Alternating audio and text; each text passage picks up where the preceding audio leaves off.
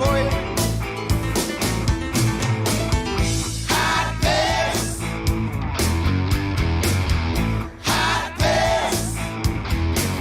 Give me some of that. Hot piss. Hot piss. Give me some of that. Hot piss. Give me some of that. Hot piss. Give me some hot piss. Hot piss. Hot piss. Hot piss. Hot piss. Oh, yeah.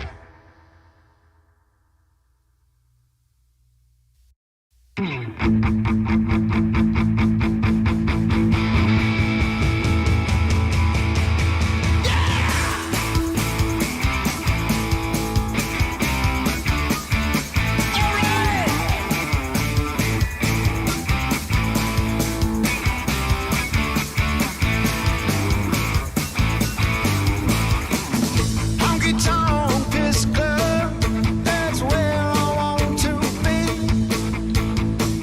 Honky Tonk Piss Club is the only place for me. Yeah. Only place where you can see me. Oh yeah, Honky Tonk Piss Club is the only place for me. Honky Tonk Piss Club, that's where I want to be. Honky Tonk Piss Club, just outside the county line. Honky Tonk Piss Club, drinking piss is like fine wine. Yeah.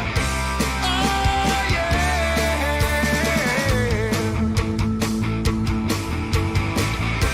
Oh yeah. Honky Tonk Piss Club is the only place for me. Honky Tonk Piss Club is where I want to be. Let's go.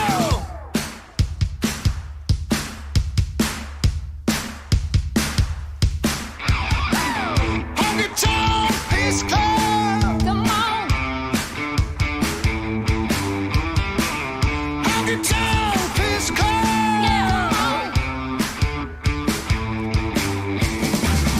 Honky Tonk Piss Club is as American as you and me. America. Honky Tonk Piss Club is where you can be free.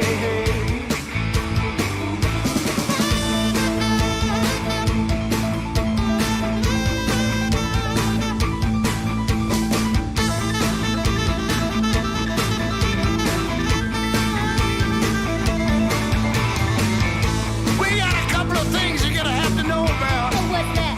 You gotta make sure to keep yourself real clean.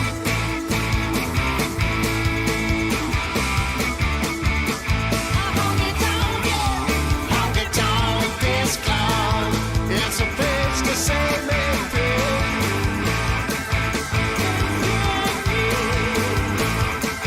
Mazzoli!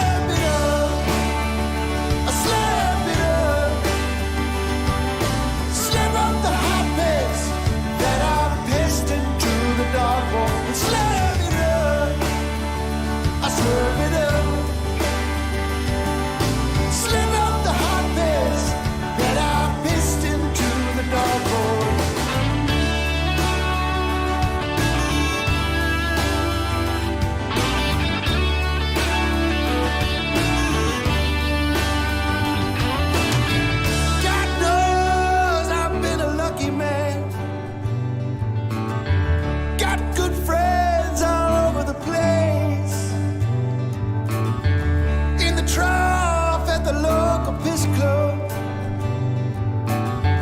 Hot piss running down my face.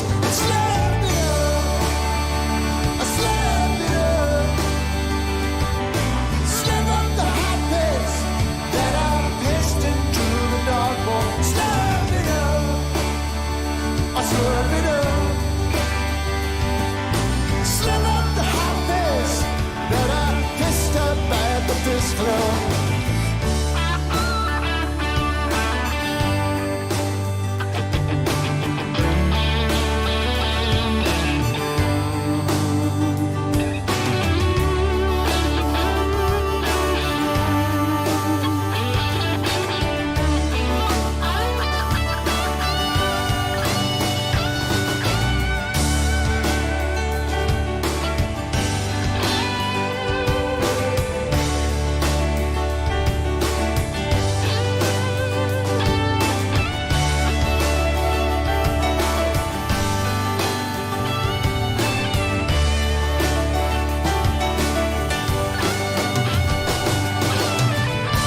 In a bowl or in a mason jar, in a yarn or a trough,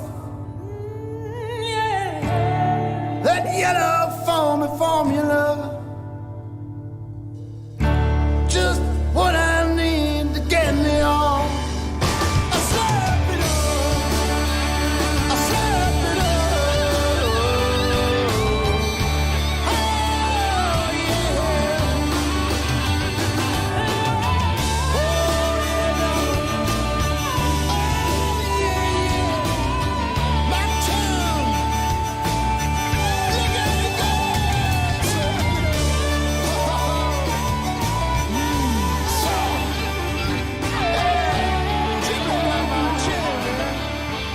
Ain't nothing like it.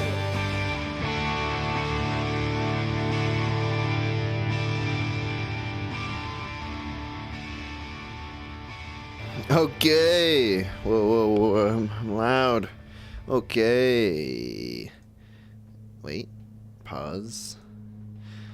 Alright, yo, what up, mother the fudges? Shit. I don't have to not swear. I can swear. It's fine. Doesn't matter. I mean, does it matter? Does it matter? If I swear? It's not radio. This isn't SFW TMH right now. This is NSFW. Ugh. God. I thought I had something to say at this fucking show. I was thinking like the last 10 minutes, like I'll think of something for me to be humble about. Here's the thing. We're doing the humble Colin show this week because we like to talk shit on this show. A lot. We like to bluster and blow hard a bit, I've noticed. And I'm not blaming anybody. I mean, if I'm blaming anybody, it's me. Because that's what I like to do. And I encourage others to do it. But, you know, sometimes we take it a little too far. Not saying that we did that. Not admitting any kind of fault specifically. But you know what I'm talking about. Certain comments on the last show. No, I'm not talking about anything specific. I'm just saying generally, you know. There's this anime I've been watching. I know what you're thinking. No! Minute Hour, stop talking right now. Stop saying something about anime. Please, for the love of God, I'm trying to like you. Don't worry, it's a cool anime, you fucker. Open your mind. No, but I'm with you. Anime, not a good look. But it's a show, Legends of the Galactic Heroes, my friend is showing me. It's a very adult anime. Oh my God, it's for adults. There's no women in this show at all. At all. So there's none of those weird anime tropes where the big bouncy boobies and the 10-year-olds, the hot, sexy 10-year-olds. It's nothing like that. It's about adult men in intergalactic war and the weight of that on their shoulders. Anyway, really funny thing that happens all the time there, and this is some sort of Japanese thing, I assume. It's like a general will be like, start getting angry about the orders and he'll just start going off, and everyone would get all embarrassed for him because he'll be like, this sucks. We shouldn't be doing this. This is nonsense. Our leader is nutso. And they'll be like, and they always apologize right after. They say, I'm sorry. I went too far. I took it too far. And everyone's like, yeah, you did.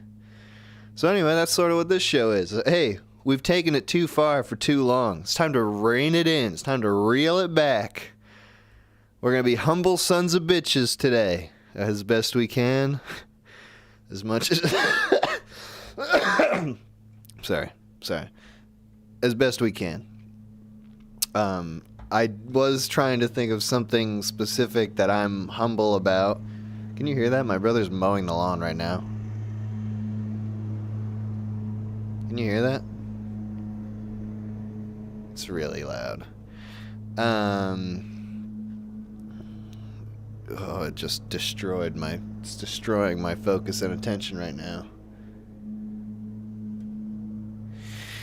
Anyway, we'll be done with that soon. That's fine. What was I saying? Humble, humility? Me, I don't have any personal examples. I can't think of a time that I've been wrong or stupid or, I mean, they're in there. I'm sure I'll think of one throughout the show, but I thought I was going to have one for the opening, but I don't.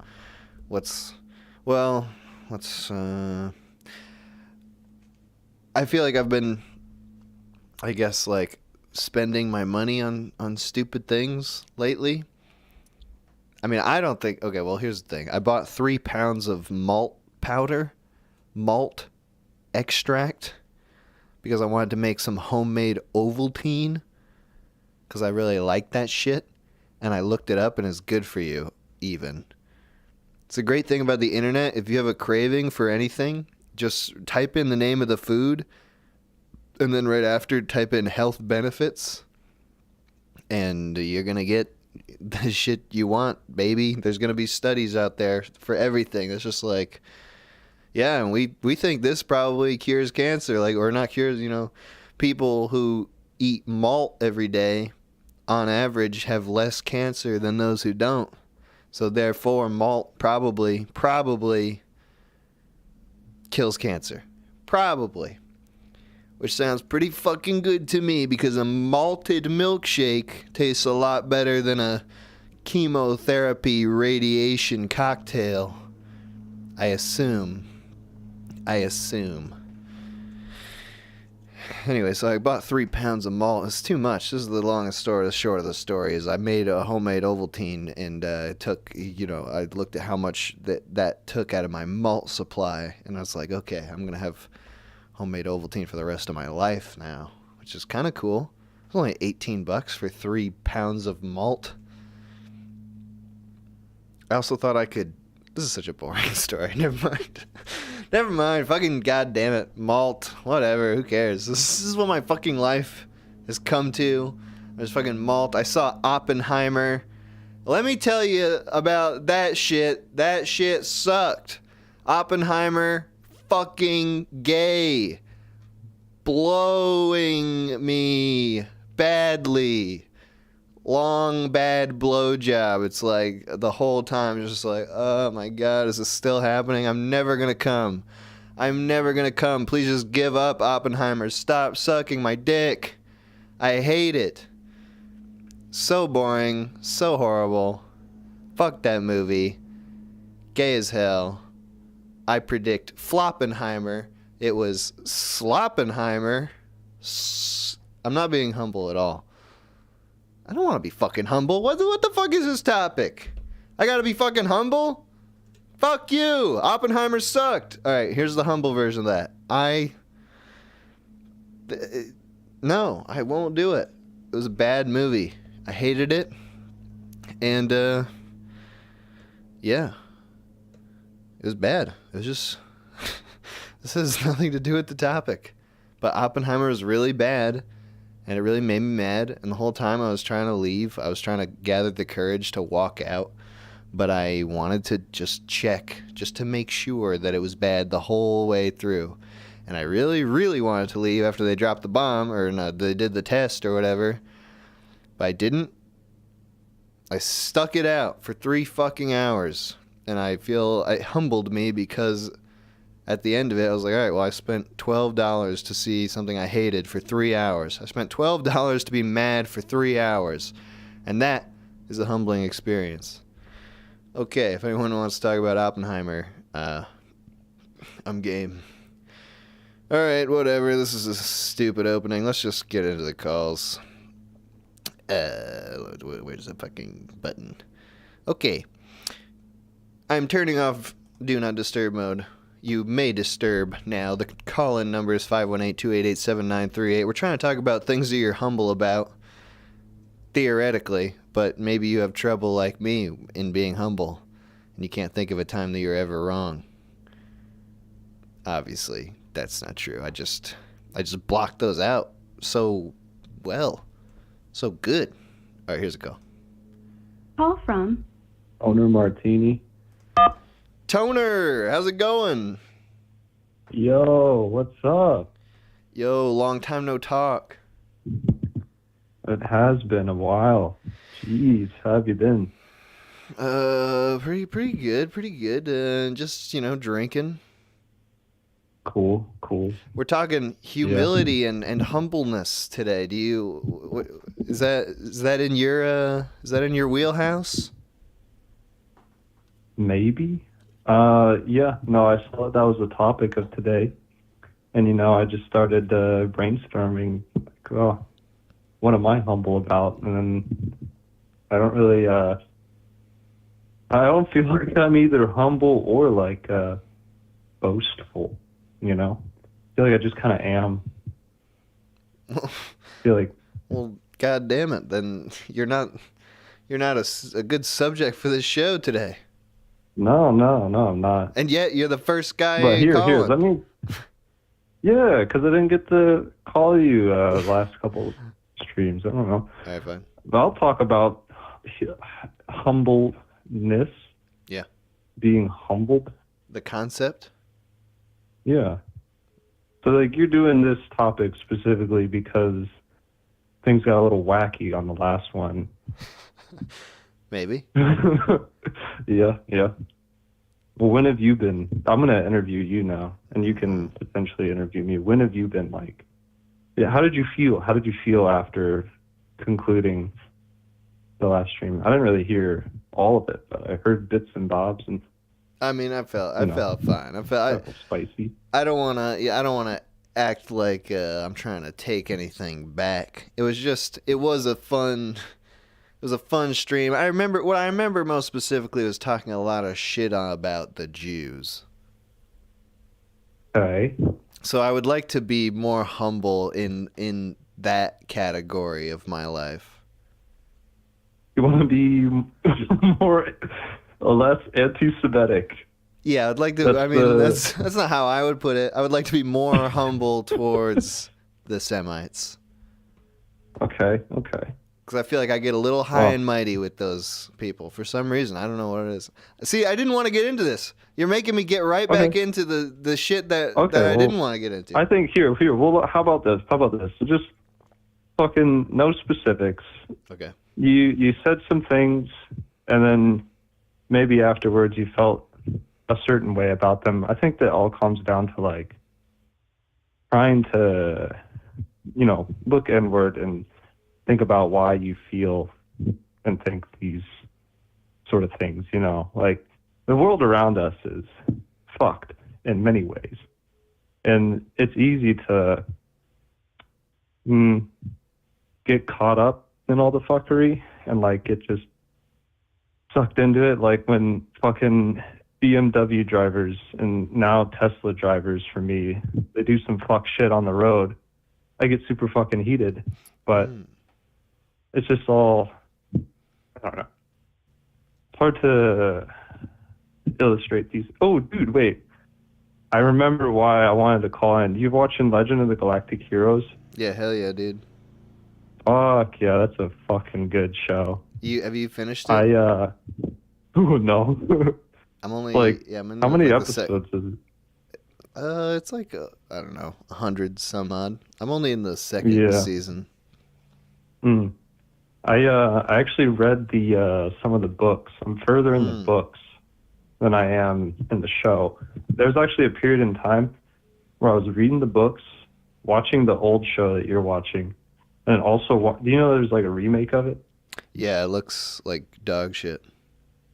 Visually, I I think mean. it's okay. The Yeah. visual style is just like everyone's got the very smooth faces and they just Oh, I know. they look bad. Bad character design. Yeah.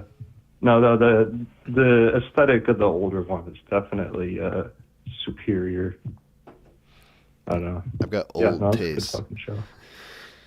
Yeah. Well, so hang on. So let's go. What about I like this about the Tesla and the BMW drivers because it's like hmm that's like a response to Yeah. to their lack of humility when these rich assholes are showing off in their fancy $80,000, $100,000 car and they're driving around like assholes. It's like hmm we got to humble them by what? Crashing into them? No, I don't know. I just kind of try my best to not give them the chance to do fuck shit on the road. Like, Defensive you driving. know, if they're trying to pass me, you know, I'll speed up and make sure they get caught behind like a slower car. And then they're behind me Good. again. I'm like, ah, fucking asshole, just calm the fuck down and drive normally. So you're like you know. proactively vindictive. Yes, I want to keep them in their place by, you know, driving like a normal person. I think that's I don't think that's vindictive though. I think that's just like, I'm projecting. you know, That's what I do. being a good being I don't know. Okay, here's the thought. Okay. Karma, right? Mm. This is something I've been mulling over. So like the idea of karma is that if you are, you know, a person who does bad things, the world will return, you know, bad things to you. But the world does that oftentimes through the actions of other people. So is it like, what do you think of the idea of you being an agent of karma? Oh, Like, I love it. if you know someone is like deserving of some payback, if you deliver that payback, is that like stepping out of order, or are you being like the balance that they need? You know, they need to be like taken down a notch, or I don't. you know. I feel like maybe in reality I have some sort of nuanced answer to this, but in just off the top of my head, I would say that fucking rules, and we should all be agents of karma, and really just make a snap judgment on people. We don't have to like get into the weeds about like how bad they deserve it, but just like if you can look at someone and just be like, that guy deserves a kick in the groin. Not Okay, that. That's too much. But here's like maybe, a follow up to Okay. that. Yeah. Is the purpose of karma is like balance, right? But also, if someone does something bad to you, you do something bad to them. Would would it be balancing in the sense that they, you know, get something that they receive, but then, you know, what if they, you know, get even more fired up, and then they send something right back at you 3 times? Then you're just like, you know, just growing the sort of negativity. How do you transform the cycle of revenge? Yeah, then it just never stops. The negative like, feedback loop. How do you get someone to change their ways while also like putting them in their place? I think basically you gotta sabotage people in a way that they don't know that it was you, so that they won't come after you. But they also have to reflect upon it, you know? Not just like coming after, like, oh, I don't want to be the target of their animosity. It's like, oh, I also got to get them to like make them think about themselves. Like, oh, you know, maybe that wasn't a great action or a thing to say, you know? That's And putting then, a lot you know, of make them go inside themselves. And Because like a lot of, I feel like a lot of like negativity is rooted in some sort of form of denial. Like I think people lying to themselves is like a big sort of cause of a lot of, things that cause pain in this world.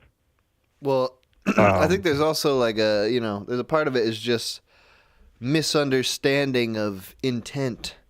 People tend to take negative actions that are done to them very personally, but they might not be very personal. I remember... Yeah, because like someone could do something to you and, the other person, they probably don't know that you're affected negatively whatsoever.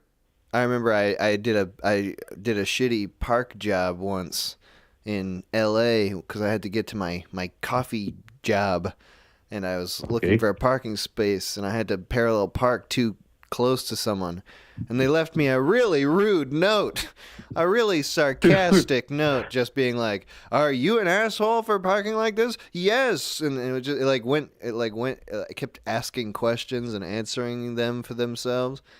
And this guy like really thought that I was like the fucking worst guy ever. It was just like, I just had to park. I had to go to work. I'm sorry, fucking guy. What is that? I wasn't doing it to upset you personally. It was out of necessity. Yeah. Anyway, it's just so that guy out there hears this and finally forgives me. See, I have never done that before, but I have thought about leaving notes. So it probably feels pretty good. Now you made me think about that. But it probably feels... maybe I shouldn't. That feels good, though. All right, Toner.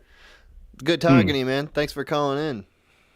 Yeah, of course. Just parting words. Just try to get to the root of things. Look inside yourself. All right. Hell yeah. We're going to do that today. Bye. Everyone watch Legend of Galactic Heroes. Bye. Hell yeah. Call from Taylor. Taylor. What up? Hey! Oh my gosh. I did not expect that. Yo, you're fucking on the show. What up, dog? Hey. Well, so I'm probably about to be humbled by asking this. You didn't like Oppenheimer. What? I just got to know, what did you go in expecting, my friend? Taylor. I'm sorry. I agree that it dragged on. I agree. I'll tell you what I went in expecting. I expected to learn a little bit about the fucking bomb, man. It was that's fair. Okay, now I understand it was called Oppenheimer and not called the big bomb that blew up, which would have been more what I wanted to see. But it was like, It felt like there was an hour in the middle that was about the bomb, kind of, but it never got into the weeds. I wanted to hear some scientific information, but it was all just about like how Oppenheimer was a sex fiend and he had so many girlfriends. Yeah, okay. I didn't care about any of that shit. You know what? I honestly think you're right. Oh, good. I convinced you? Yeah, you could. I do feel a little humbled now because you know what? You're right. I remember watching the bomb drop at the test sequence and thinking, oh, well, this is the end of the movie. That wasn't much of anything. It spent so much time, like, theoretically on Oppenheimer, but I didn't feel like I understood his character at the end of it. Like, he was still unknowable. It was a choice to have him say, I am become death, destroyer of worlds, when they did. He said it more than once. Just certain scenes were very strange. All right, but you enjoyed it while you were watching it? While I was watching it, I enjoyed it, but the background I have is I've always been really into the Manhattan Project, so I just wanted a movie that was that long about anything like that. But that's what I think if it doesn't get into the weeds and people are walking away with superficial knowledge, then I think it probably did more harm than good. And they didn't show nobody blowing up, not even once. Yeah, nobody blew up. How are we supposed to know the impact if we don't see all those people blown up? Hey, you may be being facetious right now. But that is what I actually thought. There was like that scene where they're watching like a newsreel, and it's like you can hear, and they're like, "Oh, look at the horrors," and all the scientists are like, "Ooh, it's like, well, how about you show us that shit? How about you show us what's making them so sad?" Like, How are we Yeah, supposed to I understand the impact, like, if you're not even going to show us what happened? It should I have would been, agree like, with that. slow motion, dropping it on Hiroshima. Like, there should have been, like, a whole scene like Inception where the town is folding in on itself. And That would have been cool. Would've I'd been- never even thought about Inception. yeah, it would have been fucking I rad. I really liked the part where, like, I mean, he was just sitting and thinking about all the horrors, and like everyone was cheering, and that was louder than the actual. Oh, yeah, that was like, good. that was cool. I thought that was probably the best part of the movie, honestly.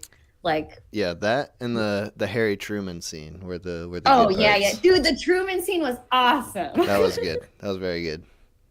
Because it was But, finally like someone fucking stuck it to Oppenheimer, the big baby bitch. He was whining. He really Yeah. was whining. It was good. But okay, yeah, okay. I see your perspective now. I'm like, but I guess in my life I've been humbled a lot recently because I grew up in an area different from where I have lived the past 10 years, and I grew up in an area that was a little bit more like uppity, and I grew up going to private school, and I now live in Oklahoma around a lot of people that I didn't understand there was such a difference in like education and that there could be. So I was someone who used to just assume that if people didn't know something, they were deciding to like not learn. And that was something I had to overcome, and I'm still overcoming, trying to empathize with people who might not have had opportunities to like even understand how to learn. Like, you know. So what brings you among the common filth now? I definitely, I guess what I always gave myself the benefit of the doubt because I did grow up very poor, that like I felt like I genuinely had to fight to learn. But I'm getting mixed messages. Grew up poor, went to private school. my mom worked at the private school. And so I got to go. And so I have always held it that I was disadvantaged because I got bullied by the rich kids, you know? Right. So then You when I don't moved deserve to somewhere- be here. You're not rich like us. Exactly. So then when I moved somewhere where I was like, well, why doesn't anyone want to learn? Why don't they educate themselves on these things? And I was getting really frustrated. And then they would tell me about how they went to school, and they wouldn't even be able to like, church was really heavily involved in a lot of their schooling, and like they didn't learn basic things, and they didn't learn outside of like the history of the state they're in. And it's Right. just crazy to learn because I don't know, it's hard to there are still times where I get into arguments with people, especially like, you know, historical or political or stuff that maybe they don't have other perspectives on, and it's really hard for me to humble myself and be like, okay, well, I'm just gonna have to listen and not talk over them. You went to a non-religious private school? Do those exist? Yes. What is yeah. that like? I mean, it was weird. My parents are hippies. Oh, nice. So I went from no structure to a lot of structure. And then at the private school, like I ended up, I was in cool with the kids because they didn't know that my mom worked there. And then as soon as their parents figured out, I was like ostracized. Okay. So I was actually like dating this kid that was like the son of some like, I don't know, something to do with driving. And then like he had to dump me, and he told me it was because his mom said I was poor. Oh my god. Wow, that And, must like- have really fucking humbled you, eh?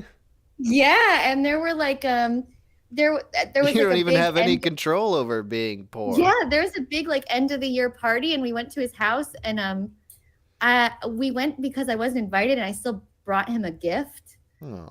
Like my mom made me go bring them a gift, and like I was just staring at this house that was like massive, like their pool house was the size of my house. It was crazy. Like, you Like- can put that gift right in the garbage, please. Yeah, that's exactly what it probably happened. And so I felt, I guess, growing up that I had already been so humbled that I didn't realize I really had kind of a big attitude coming into where I live Yeah. now. Well, that's interesting. So you had both the dual perspective. You were the low man on the totem pole, and now you're looking down on all these Oklahoman freaks. Yeah, and it's, I mean, I hate even saying that because I hate having the awareness that I've done that because it makes me feel really bad. But like, man, right. I still actively, like, I'll read things in the newspaper or interact with people and I'm like, oh my God, like what is happening? What is it? What's the hot button issue that the Oklahomans are they A like? big Are they still like Trump is still the president? dude, yeah, man. That's I pretty worked cool though. I That's a worked in a pretty computer radical shop thought. and All right, go. like we had some red laptops we were selling, for example, and this dude's like, well, I wouldn't have bought it if it was blue because I don't want anyone thinking I'm a Democrat. And like Wow. everyone, it just feels like here is actively trying to like either get you in a political or religious argument at all times. Those are the two things everyone wants to talk about, I feel. Wow. And it's genuine. People down here are really nice, and I do think Southern hospitality is a real thing. And that's from someone who's like, I'm from the East Coast, I'm from New Hampshire, New York, and like here they're really nice, but it's very fake.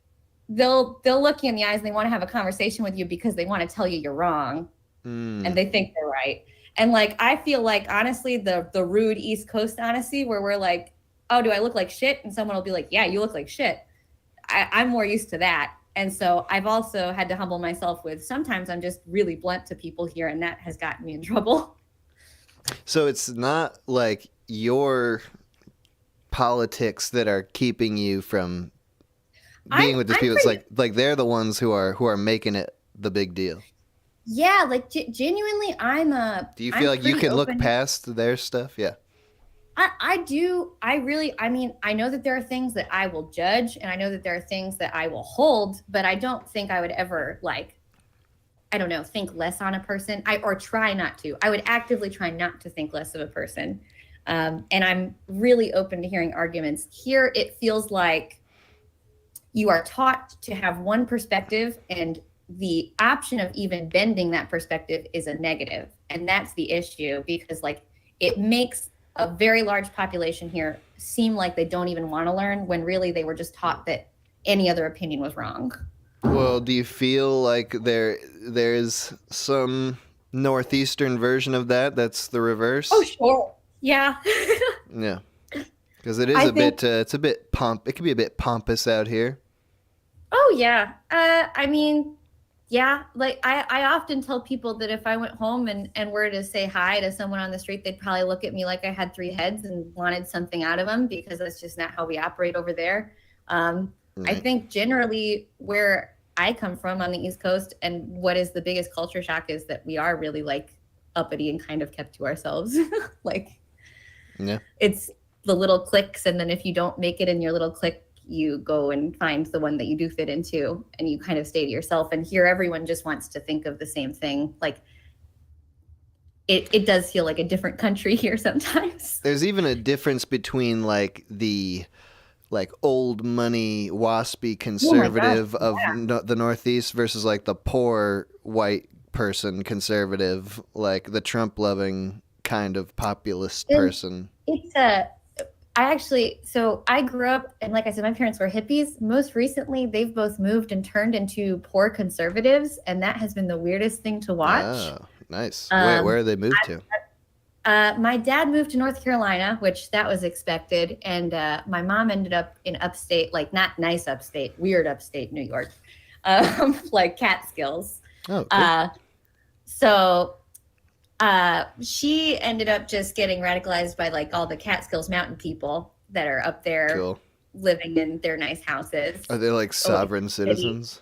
Well, pretty much. There was a lady that had an Airbnb up there and I went to visit last year and she was telling me that, I mean, I just listen to them and nod because I want to hear what they have to say.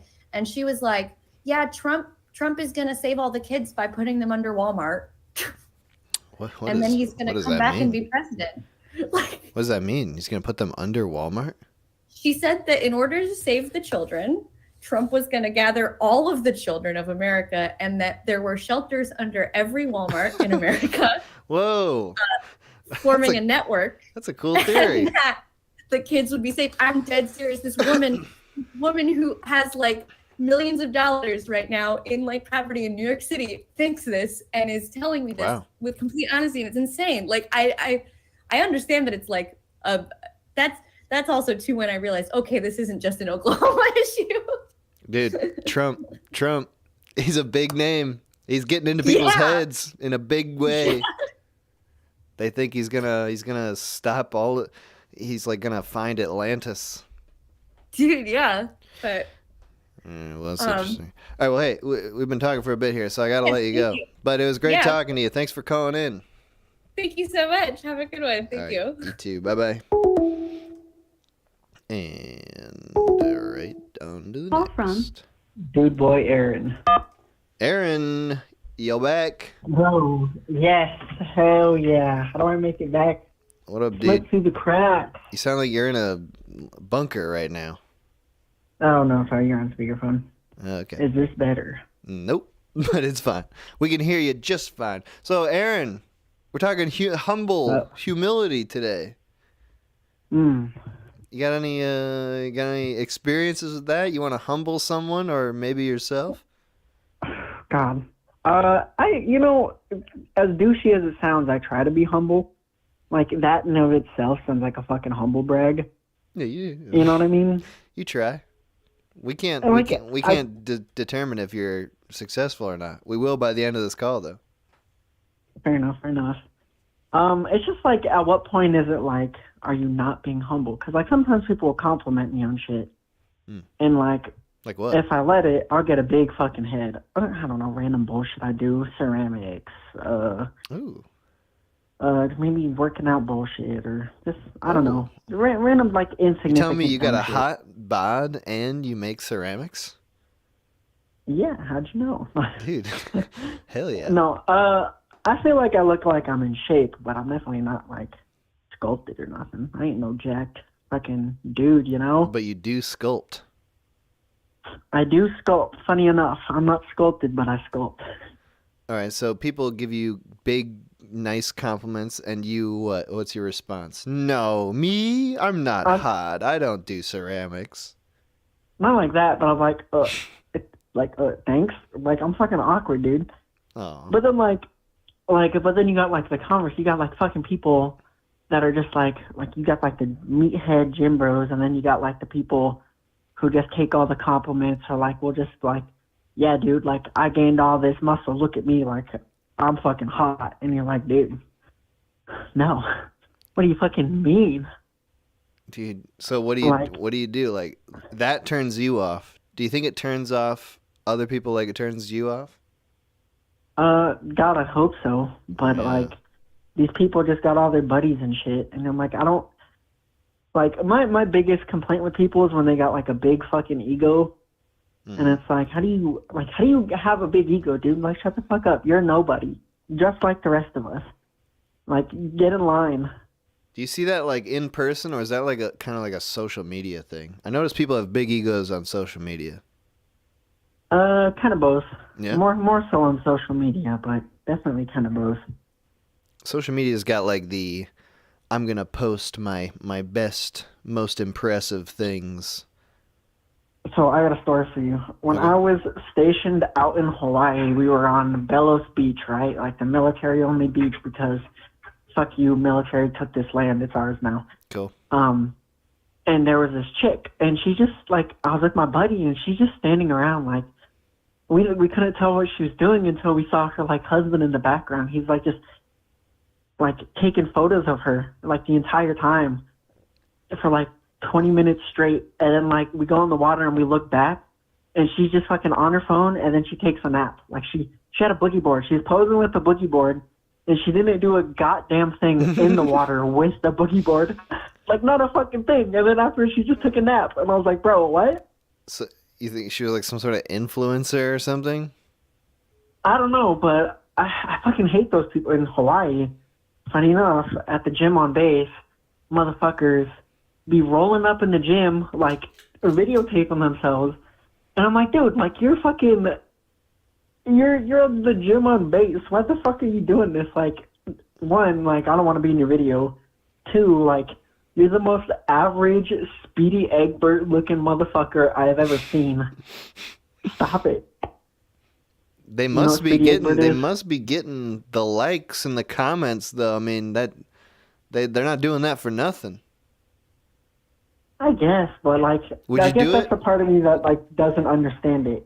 Like, I don't like why? Why do you need the attention?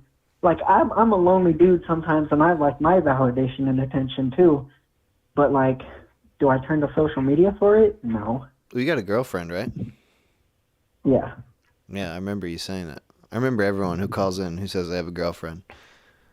But So you get some validation and attention. That's baked in. But hey, what if you were looking? True. What if you were looking for a hot GF and you're like, hey, I gotta fucking videotape myself walking into the gym to prove that I'm fit. nah. You wouldn't do I it? mean, no, because like even when I was still like dating around, I had a Tinder, sure, and I tried to like get some good pictures here and there, but Right. I wasn't especially with those friends where you hang out with them, but you're just their photographer, and it's like, dude, like I don't want to fucking like. Oh, yeah. How about you humble up because you ain't shit just because you get some good lighting on some photos. Fuck you. Like when you like. That's what you say to your friend, your friends.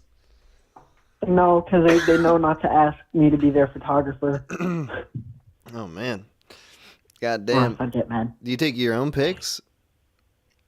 I mean, they'll like take some of me, just but like we'll like be in a position where it's like, oh, we're visiting somewhere, like let's all get pictures together, or some bullshit. And I'm like, hey, you want one of yourself? Sure. It's more like mutual, like scratch my back, I'll scratch your back kind of deal. Oh, I but see. also, it's not like we're not there just to take pictures. You know, like I'm not there to be like, okay, put on that outfit. Wait, no, put on that outfit. Ooh, girl, work Yeah, it's that pose. Pop it in a squat. Yeah, that's a little gay. It's a little much. All right, well, okay. So, have you had an experience that you can think of where you, particularly you personally, were humbled? Did someone come up to you once and be like, "Hey, Aaron, you son of a bitch," and then just fucking destroy your ass? Did that ever happen? Maybe like with work stuff. I don't know.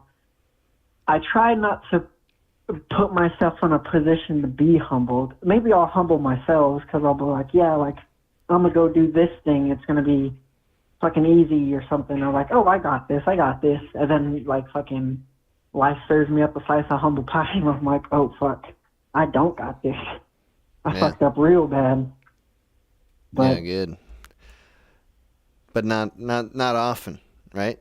You're a successful guy. You got it going on. not really.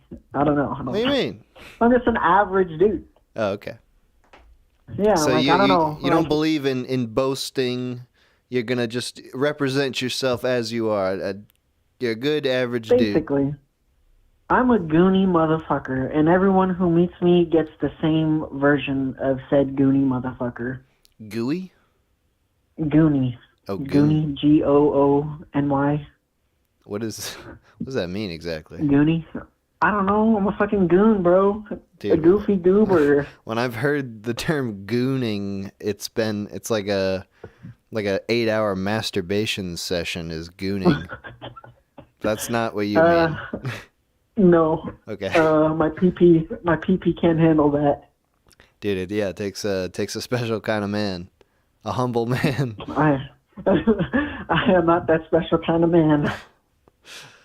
All right, well, dude. Okay, a couple things Yeah. I do like brag a little bit about are like some things in my ceramics. Like people can't roll coils in ceramics, and I can roll coils, and that's it. That's my humble brag. That's not even humble. It's not humble. That's just brag. That's just boast. Exactly. What does that mean? You can roll Anyway. coil, like little tubes.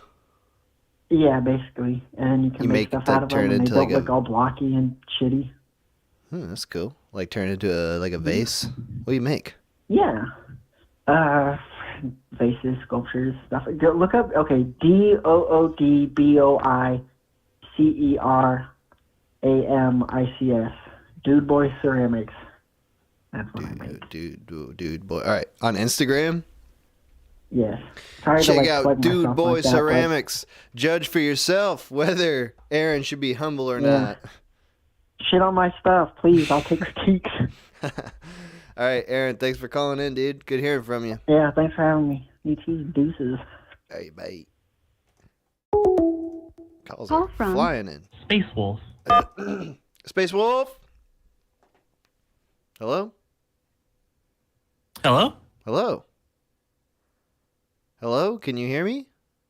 Yes, can you hear me? Yes.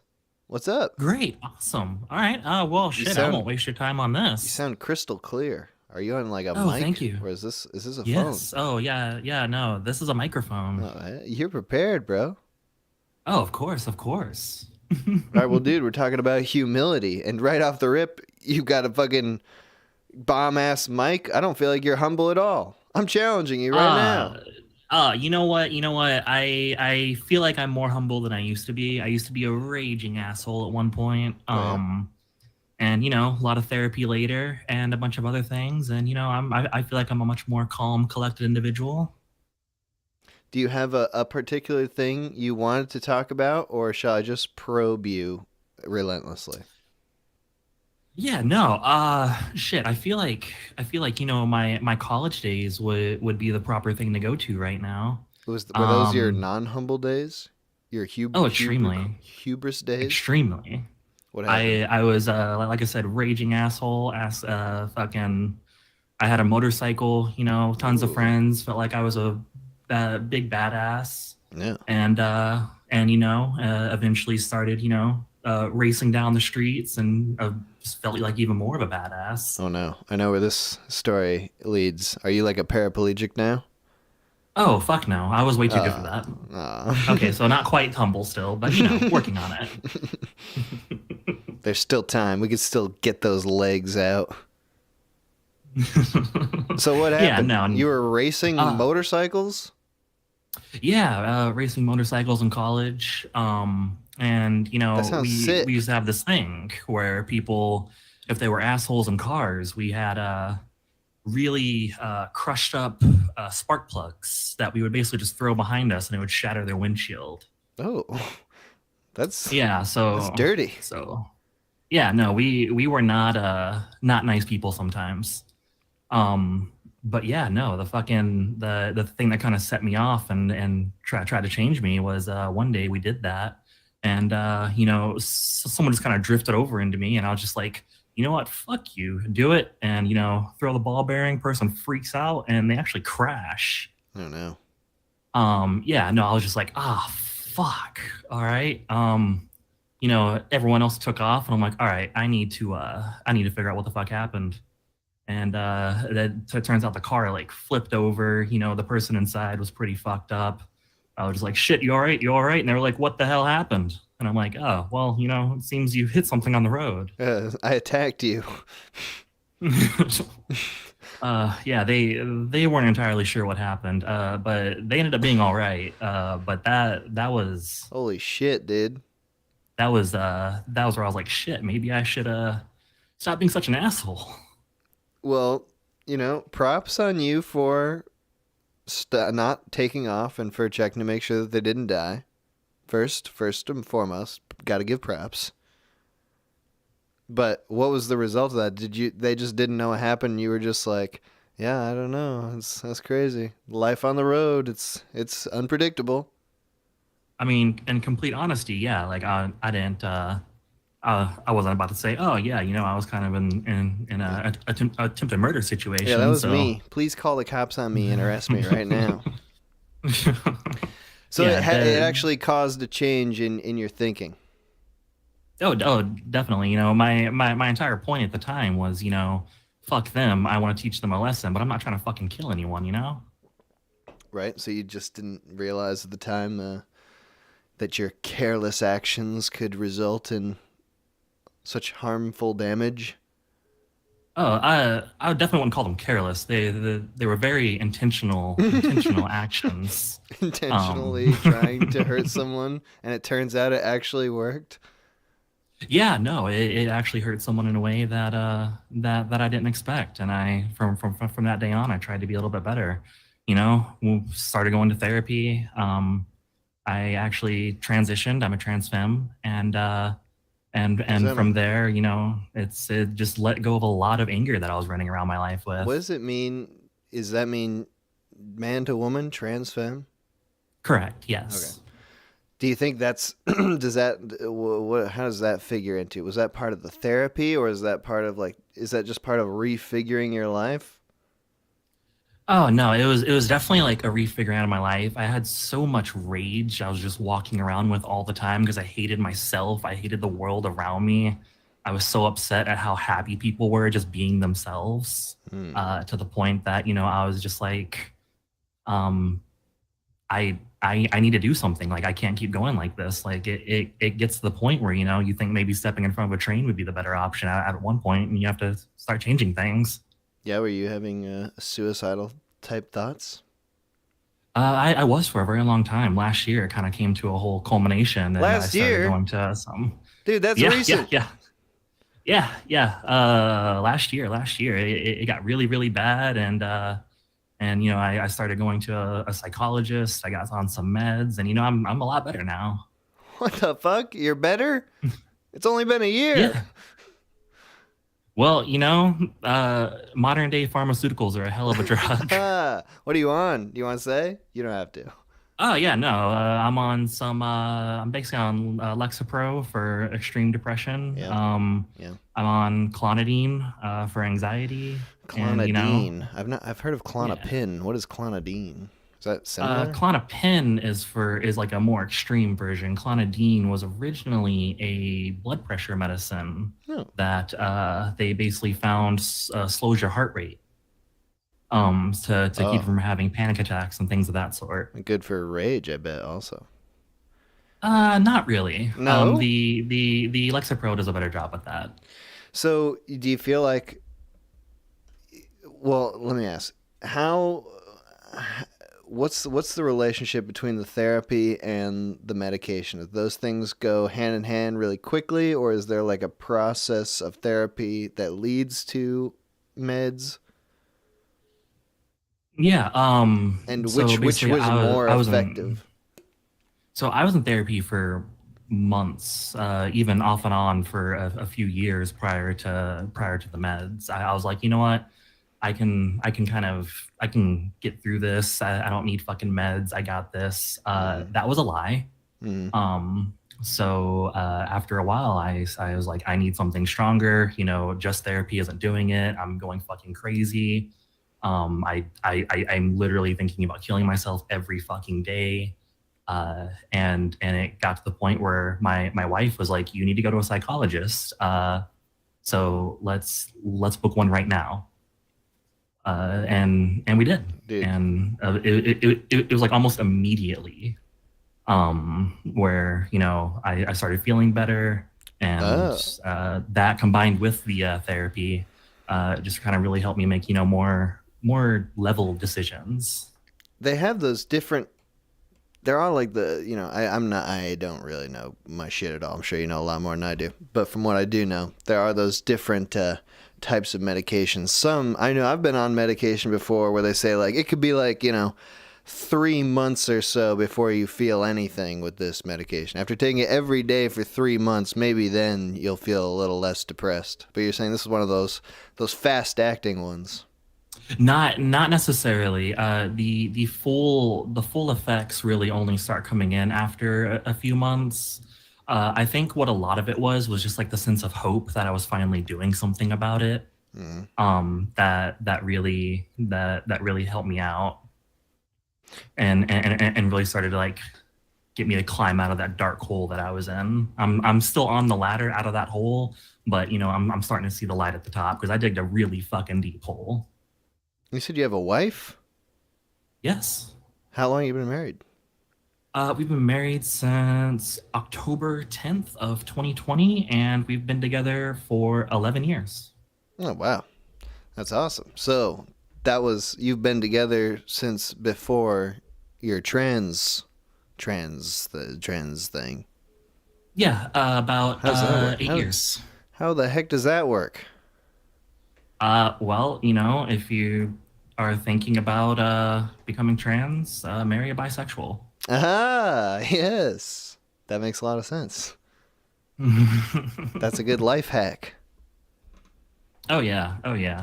But yeah, it was just one of those things where it was a combination of we were like, we were like, yeah, it's time. We're trying to move further on. We don't want kids or anything, obviously, with my current situation, but yeah, we were like, let's lock this shit down.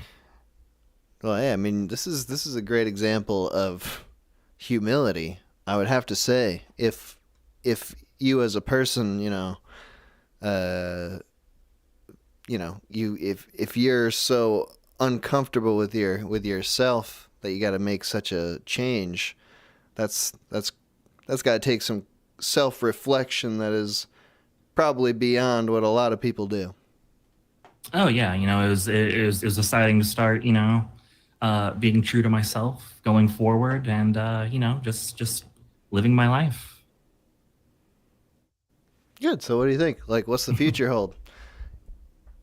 More motorcycles. Oh. And hopefully less. Right back to the start. Bring back the ball bearings. No. This time much more level-headed. If someone's an ass, just keep driving. All right. Well, there you go. It sounds like you learned your lesson. Just a bit. All right. Well, dude, thank you for calling in. It's good hearing from you. You as well. Big fan. Big fan. Thank you, man. All right. You have a good one. Take care. Bye. Just missed the next one. Am I going to take a break? Let's see. If another call gets through here, I will take it. But I do have to pee. Which is great. Oh, no. All right. We'll take this last call. Okay. Call from Old King Cole is a merry old soul and a merry old... to accept. Hello? Hello? How's it going? Yo, wait, is this the minute hour? Yeah, dude. What's up? Yo, what up? Dude, oh man, I don't know what to say. I've been trying to, like, each stream, I always, like, enter in at, like, the last minute, and I, like, try to call or something, but it never works, or that's the last call of the day. Dude, I'm on it. Dude, here you go. Dude. It's your time to shine. You get to say whatever the heck you want. What have you been waiting to say all this time? Please don't let it be a N-word. I was thinking about it, but no, I'm not going to do that. Come on. I don't know what to say. So the subject is humility? Yeah. Yeah, I guess. Like, sorry, go ahead, explain that. No, I guess it is. It is humility. We've been, I don't know how on topic we've been, but if you want to humble someone or even yourself, this is the time to do it. Well, I'm sort of like the rest, I don't know. I haven't really been humbled. I don't know. Maybe I have. I can't really recall when or if ever.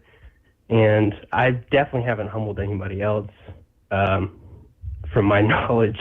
Never? I'm just not that kind of person. I'm not really a person to say, just go up to somebody and say, you're entirely wrong. I'll definitely have an opinion about somebody, though.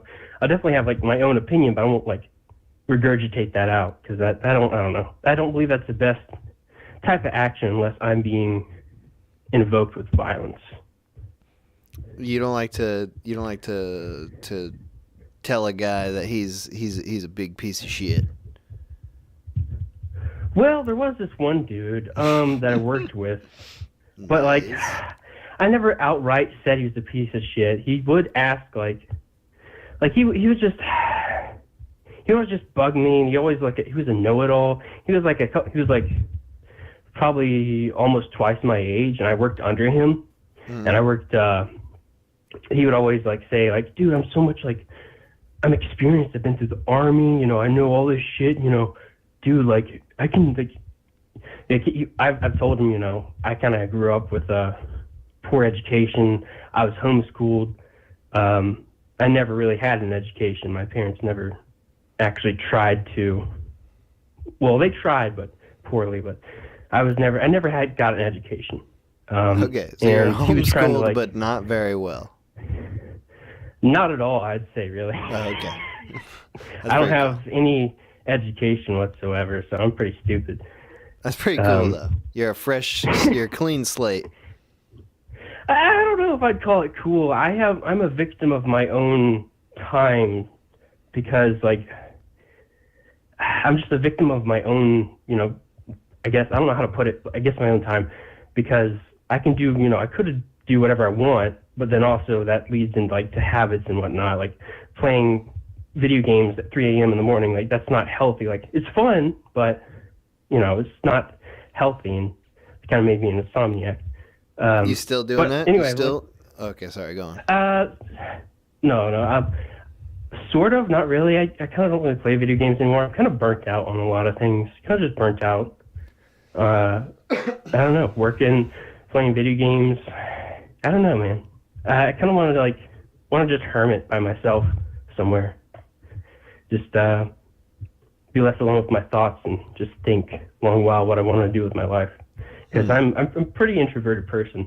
I don't go out, and I don't know. I'm a very boring person. And I guess I'm left myself alone a lot. I guess I do hate myself because of that sometimes. I'm just not social. Dude, you sound by far like the most humble person who's called in today. You haven't said anything about yourself to this point that's good. Well, I don't know. I don't think I'm a very good person. I do have self-hatred. I've had that for a long time, and I still do have it, and that's something that I'm still struggling with. I really just do fucking hate myself. When you say you want to, I'll have like a deadline, or like I like to dream a lot. I like to just fantasize, like, oh, maybe I could do this. I could have this job, and then I look at it more. It's like you're gonna need to go through education. You're going to need like a college degree for that job. You don't have a GED. You don't know nothing. So that's just kind of discouraging. It discourages me a lot, and that's what I think about. And so I just go into this spiral of really hating myself, and then also not doing anything because of hating myself, and then hating myself because of not doing anything. What do you want to do? What would be ideal for you in a non like I have to be trained, but just like what do you like to do now? I don't know. That's a good question. I would think what I would love to do, which is a very basic dream of mine, is to get a big lot of land and have a house on it and have a family. That's really that I only want to do. The only thing I really want to do in goal of my life. If I can do that, my life is complete. I'll be honest. I don't want to be rich. I don't care to be rich. I just want to be financially stable with a big family of my own. Are you like a self-sustaining type, like a I can build it, I can till the land type person? I'm a survival dude, or no? Do you need the comforts of society? How do you mean by like? I'm not an outdoors man. I don't really care for society or the comforts of it, but I do get distracted by it a lot. It's ironic that I say that I hate it, but I use it like 24/7. Right. Well, I mean, because I have a similar thing of like, I want to just be like kind of off the grid, have a cabin in the woods with a family, and be self-sustaining and stuff. But I don't actually know how to do that. I was never in the Boy Scouts. I don't know how to build a cabin out of logs or how to have a farm that's gonna fucking make it so I can eat. I don't know how to do that shit. Me neither. Oh, I don't know. God damn it. I mean, I don't know how to cultivate food. I don't know how to like build much of anything. I thought you were gonna be my out. I thought we were gonna be able to do this together, man. Hey though, I'm willing to do it. Just because I can't do it doesn't mean I'm not willing. You don't have to get like you don't have to go to a college to learn that. I'm sure there's some sort of survivalism course for a couple $100 you could take with some grizzled old veteran who will teach you how to do that shit in his backyard. Yeah, that'd be fun. I'm just trying to think about like what's the way to live the life the way you want to live it without money, and that's like you have to be really like you have to be a self-starter, I know how to do all this shit by myself, because otherwise you need money to pay people to do those things for you. Books, I guess. I mean, reading books on how to do things. All right, so you can read. Yeah, I can. Yes, I can. I don't have a GED, but I can read. So you got the fucking whole world at your fingertips, bro. You could be like Goodwill Hunting. He was just a janitor, but he read all the textbooks every day. What is Goodwill Hunting? I can't remember. That's that movie. Wasn't that a movie? Matt Damon, yeah. It was Matt Damon. Didn't he like carry around like a shopping cart and he just got radios and whatnot and tinkered with them? I don't Or was that a remember. different movie? I don't remember. Oh, wait, that Matt Damon. I'm stupid. I'm sorry. I'm thinking of a different movie. I'm sorry. I don't know. Are you thinking of Radio with Cuba Gooding Jr.? That's probably it. I No, don't know what I was that's thinking of. that's not about That's the radios. movie I think if I know what you're talking about. That's the movie I haven't seen in a long time. I saw that when I was really young. Dude, whatever. It's just about like a guy in Boston who's like, I'm just a stupid janitor, but actually I'm smarter than everyone at MIT. And that's basically the whole plot of the movie. Nah, I definitely am not that guy. I'm not that guy, but Well, that guy is a fictional dream that Matt Damon just wants to be. I'll say this very cheesy like, but I find myself more like I'm more like Travis from Taxi Driver or Rocky. I'm like the mixture of the both. I'm not cool like Rocky, but I'm not so sociopathic like Travis, if that's the right terminology.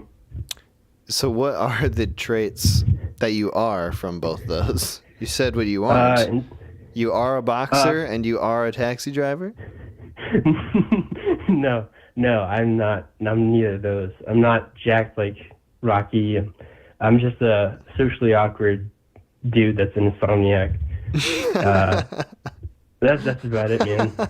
That has problems. Wait, so what about That's Rocky? That's just Travis. That's just taxi driver. What's the Rocky I'm more trait? like Travis. I'm more like Travis from Taxi Driver. Dude, I just rewatched that recently. That's the best movie of all time. Taxi Driver? Taxi Driver? Yeah. Yeah, dude, I love that movie. I need to rewatch it, but I watched it like recently. I really related to the scene where he was just like, he put some Alka-Seltzer in his drink or something, and just started fizzing. He just Staring at stared it. down Yeah. into the bubbles. Like, dude, I can relate to that. My mind is just everywhere. Dude. Yeah, I mean it's not really a hot take, but I think Taxi Driver is by far the only good movie. Every other movie sucks. Taxi Driver is the only I movie recommend that watching exists. Rocky if you haven't already. It's Oh, pretty. hey. I'm Italian. I like it a lot. I'm half Italian. We've watched Rocky a lot. I've seen Yeah, a lot of but Rocky. It's good though, you know. It's about being tenacious and perseverance. Yeah. And it's like you can be stupid, you can be the dumbest, you can be as dumb as this guy, and you can still succeed. Rocky is I do dumb feel as like- hell. I'm dumb as Rocky. I will say that. Dumb I as do feel like Roxy. You what? Nothing is a bad joke. Go on. I'm remembering Rocky. There's this one scene, and it's right after Rocky gets to fight Apollo, or is confirmed to, and he goes to his apartment, and Mickey, his old trainer, comes over, and he's like, Rocky, you know, dude, you're gonna get killed during this fight. Let me train you. You're gonna And get he's, like, killed, yelling- Rock.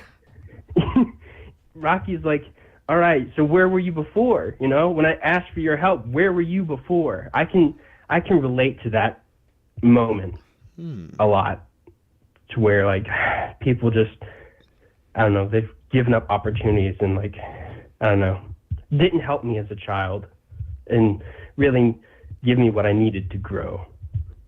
I can relate. I mean, I shouldn't. Your parents? It's kind of. You what? You talk about your parents? I mean, yes, but I guess other people, but not just my parents. I do love my parents. It's all in the past. I love them unconditionally. I mean, they're my parents. I don't hate them, but I do hate how they raised me. But I can relate to that and a lot of different mannerisms. Like, I don't know, just thinking people like, why didn't you help me? I don't know. Dude. That's hard. I mean, hey. I mean, you're telling me this. What I'm thinking is 1976, Taxi Driver, Rocky. They both came out the same year. What an amazing year for movies. What else came out that year? Probably more, dude. I mean, what the fuck? You need to look up what came out that year and then watch that. All right, dude, I'm sorry. I have to pee so bad, so I'm no longer able to focus on this conversation. It's not you. It's my very full bladder. I have to go. No, man, fuck your bladder. Dude, I've pissed Just into get a cups catheter. on the Just stream get a before. catheter. I've done it, and I don't like. It feels wrong to be talking to someone and pissing at the same time. Oh no, you're fine. All right, hey, dude, thank you for calling in, though. I'm glad you got through. It was good talking to you. Yeah, man, thank you. Thank you for having me. All right, bye. Peace. Okay, must take a break. And very thematic music today because always the breaks, we only have breaks so that I can piss. So this is music all about that subject. This is the Yellow River Boys, which is this is like a 10-year-old album from Tim Heidecker. You know, Tim Heidecker, not really a fan at this point. I think he's a bit of a paused gaylord, in my opinion. Never will forgive him for what he did to end world peace. But this album is the best thing he's ever done, and I love it. So, fuck it. Here it is.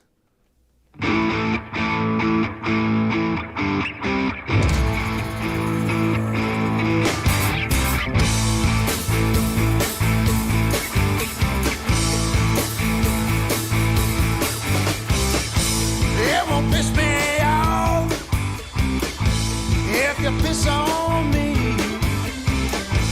It's as natural as 1, 2, 3. My mouth's wide open.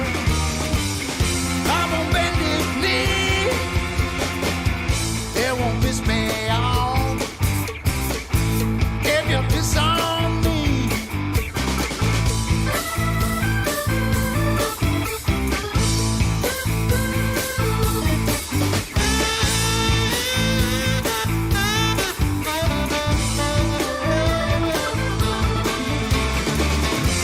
My mouth's wide open. I'm on bended knee. It won't piss me off if you piss on me.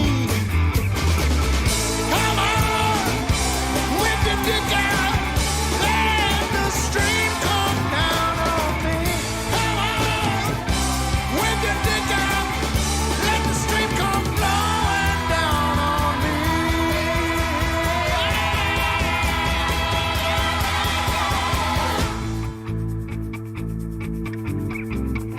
You know you want it. I want it too. It won't piss me off if you piss on me. No, it won't piss me off if you piss on me.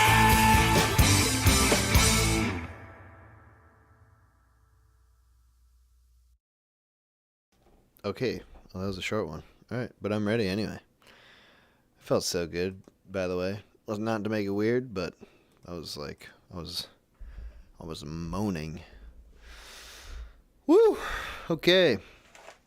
Talk about humility, I guess. Being humble. Humble sons of bitches today we are. And we are back. Call from Preston. Craston? Hello? Hello. Hello, what's up? Not much going on, just calling in. Oh, yeah. Well, actually, I do have a purpose here. I have something to defend. Okay. Is it Oppenheimer? No, I have to defend all us Oklahoma freaks, apparently. Oh, yeah. Well, go ahead. Try your best. You know, even though, okay, we may be freakazoids, we may be goofy, we may be all that jazz, right? We may be Guilty all as of us are charged. freakazoids.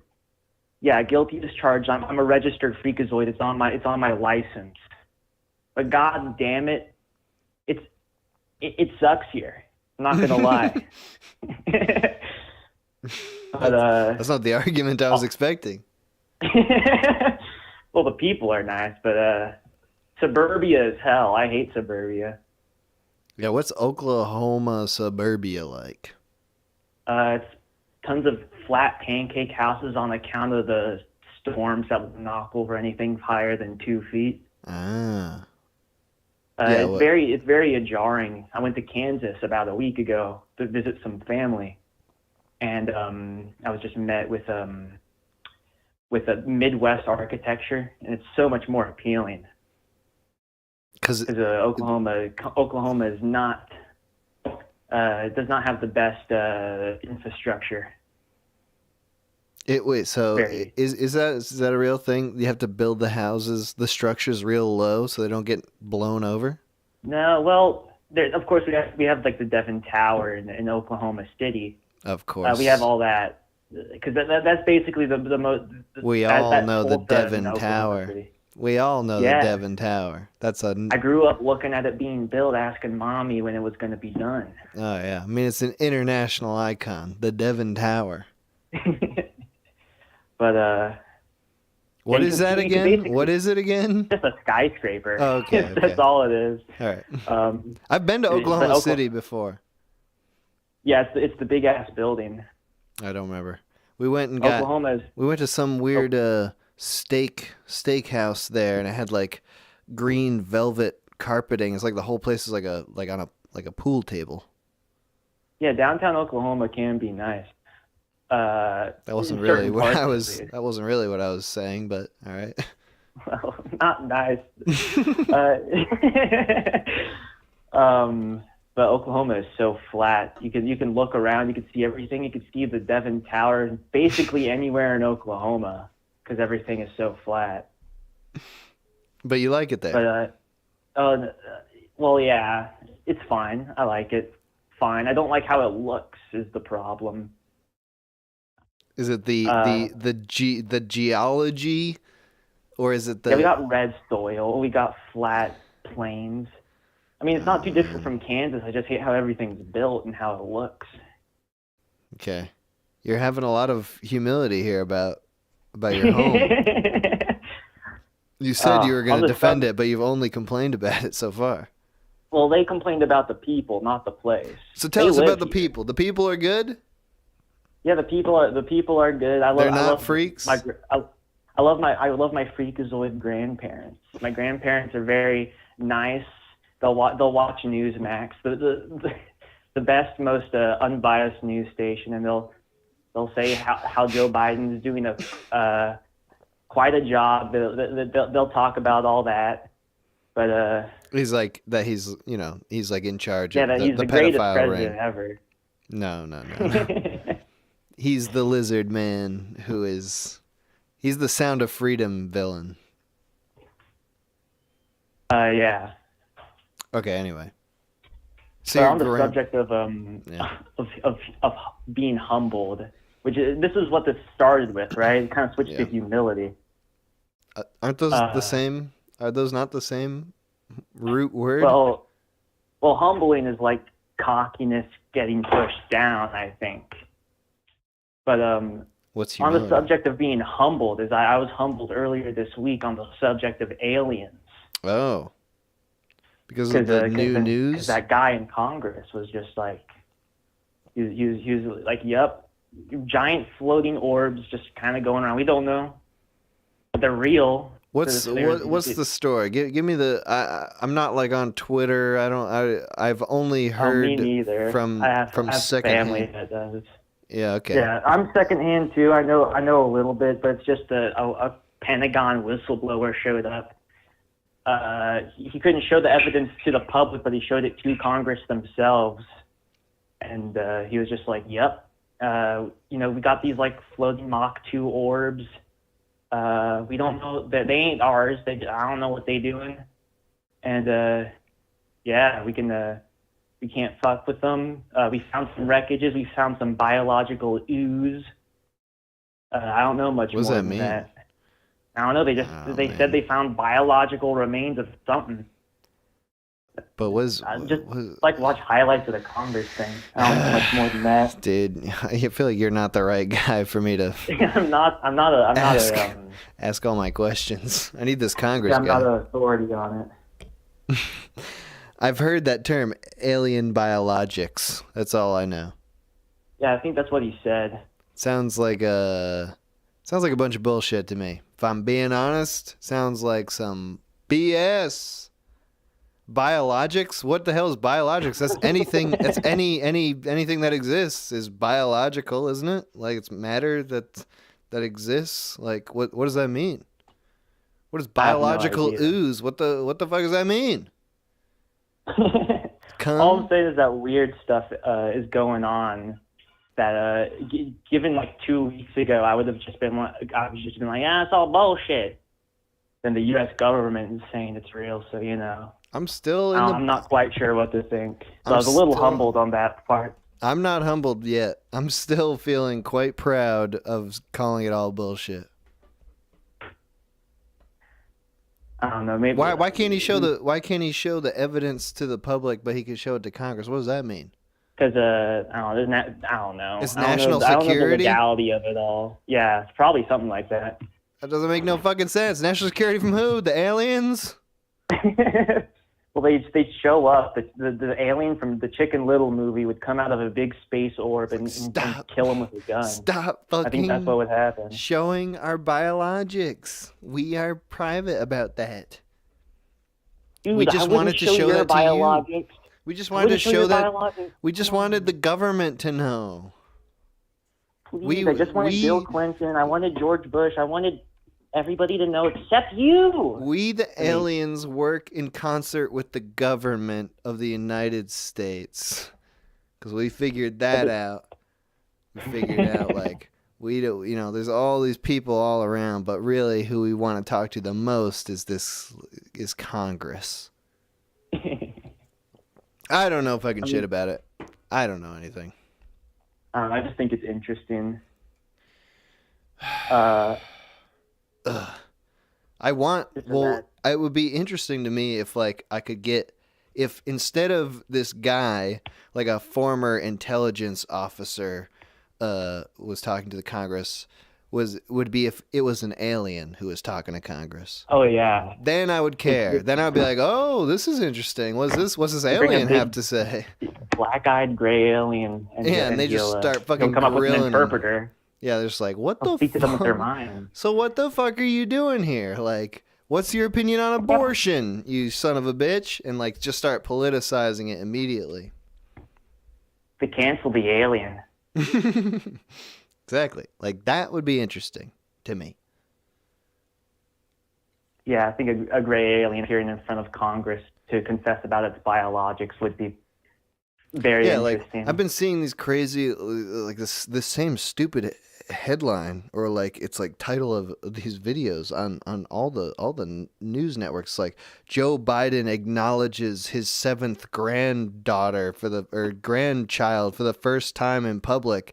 And it's like, that's the dumbest fucking headline I've ever seen, unless that kid was an alien. Then it would be like, oh, Joe Biden has an alien grandchild. That is interesting. A gray alien. That would be cool. Then I would care. All right, we need more aliens in politics, and not like in a political way. I'm just saying silly gray aliens would be a nice comedic relief. Like, yeah, they had their own caucus. Yeah. The alien caucus. The gray alien population of 3. And they've got these crazy priorities that nobody cares about.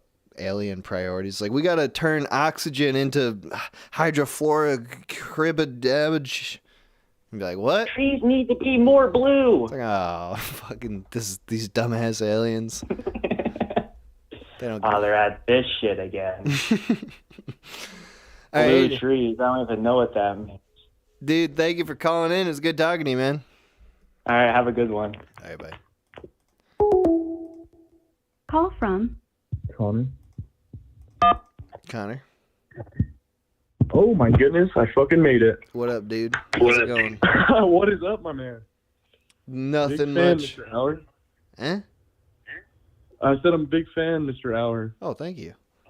Well, Yeah. hey, we're talking about humility today and humbleness. Yeah, and I thought it was the perfect one for me to call on. Oh, yeah. My ass got done humbled yesterday. What happened? Did you get beat up or something? No, it wasn't. It was emotional. Oh, humbling. was it a woman? This one. Well, I guess they all can be. As the classic tale goes. It's like you're either getting beat up by a man physically or beat up by a woman emotionally. Yeah. Sometimes I've seen some big girls that could probably do the physical too. That's cool. So what happened? Any hooch. Yeah. So pretty much I was in a caravan and I'm following these older gentlemen that I'm friends with. Okay. And we pull into like a, let's see here, it's a very Utah thing where I'm from, where we have little soda shops. You probably don't have those, huh? Yeah, it's just like a little coffee shop, like a little barista, but it's just soda pop. That is wild. Are you Mormon? Yeah. Well, if you're from Utah, you're born Mormon. It's whether you stay Mormon or not. So I'm not. I sort of thought currently that. Practicing. I was talking with my brother about this. I was talking to him about how everyone in Utah is Mormon, and he thought no, it's probably like 30%. And I was like, dude, it's at least like 70, 80%. And I was right. I was not humbled in that instance. I was confirmed. You fucking humbled your brother. That's right. Okay, so you're born Mormon and you've gone away from the faith, but you still enjoy soda pop. Actually, I do not enjoy the soda pop. Oh, no. I also strayed away from that. You're not even close to being Mormon. Dude, I don't know how I haven't been put up on the cross yet. It's got to be caffeine-free soda, though, right? No, man. They're straying away from their roots. Oh, okay. All right. They're not humble. They're losing their humility. You can't have multiple wives. You can drink your spicy drink. All right. That makes me worried a little bit. It's like, what else? Yeah, they could take over if they don't care about being humble anymore. All right, anyway. All right, sorry, I've totally derailed your story. All right, you're talking about soda pop bar. This is a weird thing. I've never heard of this before, but okay. I know. So anyway, I'm driving my own car behind my friend's car, and they're older gentlemen. Mm-hmm. And anyway, so they ordered me some drinks because, they're like that. And so I pull up, and the girl's like, "Hey, they got you a dirty Dr. Pepper." And I'm like, "Okay, cool. Sounds I don't want that, but can I just get a large water?" She's like, "Sure." And so I pulled up to the window, and there's like 3 girls in there, and they hand me my drink, and I'm like about to go, and they're like, "Hey, by the way, you're really cute." And so I just turned, red as a lobster. Oh. And I'm like, well, you're too sweet, thanks. And then I leave. And so I'm feeling like hot, you know what I'm saying? Yeah. As you do. Yeah. You got complimented by a girl? That's crazy. Dude, that shit happens like once in a blue moon. Yeah, they don't do that. So that like rocks your world. So anyway, the humility comes in later. I'm feeling like a hot shot. I'm feeling cute. I'm out and about. You got your water. I got my fucking water, my dirty Dr. Pepper, which is just like Dr. Pepper on roids. Like the sugar is just like so it's syrup, I suppose. It's not like an alcohol like Dr. Pepper. It's just no. It's just a very sweet Dr. Pepper. It's just like hurts your teeth immediately when you sip it. Okay, cool. Anyway, so I'm driving with my friend, the older gentleman. His name's Wayne. Okay. And it comes up that girl was flirting with me, and he was like, "Oh yeah, I put her up to that." Oh. And I was like, "Wayne, you do not understand how bad you just hurt me." Like I was thinking I was hot shit. Oh man. It was all just a ruse, man. It was just your old friend trying to. Well, he ruined it. Like he did you a solid, and then he ruined it because he had to get he had to claim the credit. I know. He wasn't being humble. Dirty. Oh, you dirty Dr. Pepper, you did. Did he say he the like? fucking, Yeah. the parable of the dirty Dr. Pepper. Did he like? He didn't like have to pay them or like extra, right? He didn't have to tip them. He just said like, "Hey, my buddy." No, I didn't have to pay him extra for the compliment. But he was just like, "Hey, my buddy, he's really sad. He's really he could really use a pick me up, ladies." Yeah. Well, I guess I've recently been back on the market, the old dating market. You broke up with a And so Mormon? I broke up with my old lady of 5 years. 5 years. Yeah. God damn. Was it a mutual breakup or was did? I don't know if they ever really are. I initiated it. Not after 5 years, really. But I guess but it's when you have that much time, you both kind of get a sense of if you're going to continue or not. So was she a Mormon? Actually, she's a very rare 1% that was not baptized and not Mormon. Do Mormons have special baptismal things? Yeah. So when you turn 8, you get baptized. 8? Yeah. That's a good age. Yeah. Yeah. That's better than Catholic. Just like less than right 1. in the womb. Yeah. Is that Interesting. what you were, Catholic? Is that right? Yeah. I got my Lord right. You used to be the head man, aka Jesus. Dude, yeah, I was the big man on campus in the keeping the boys in line. Spiritual world. Yeah, I was the cross bearer of the altar boys. Yeah, so basically, yeah, I was pretty much. It was my show. It was my show to run, and I ran it with an iron fist. Hell yeah. Yeah, Mormonism isn't like that. There's no head boy, which would suck because I would be gunning for that position. But is it more like there's a strong community though?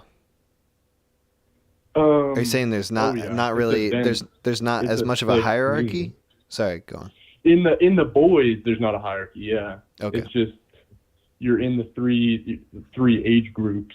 You're either a deacon or the other one or a priest. I forget the middle one.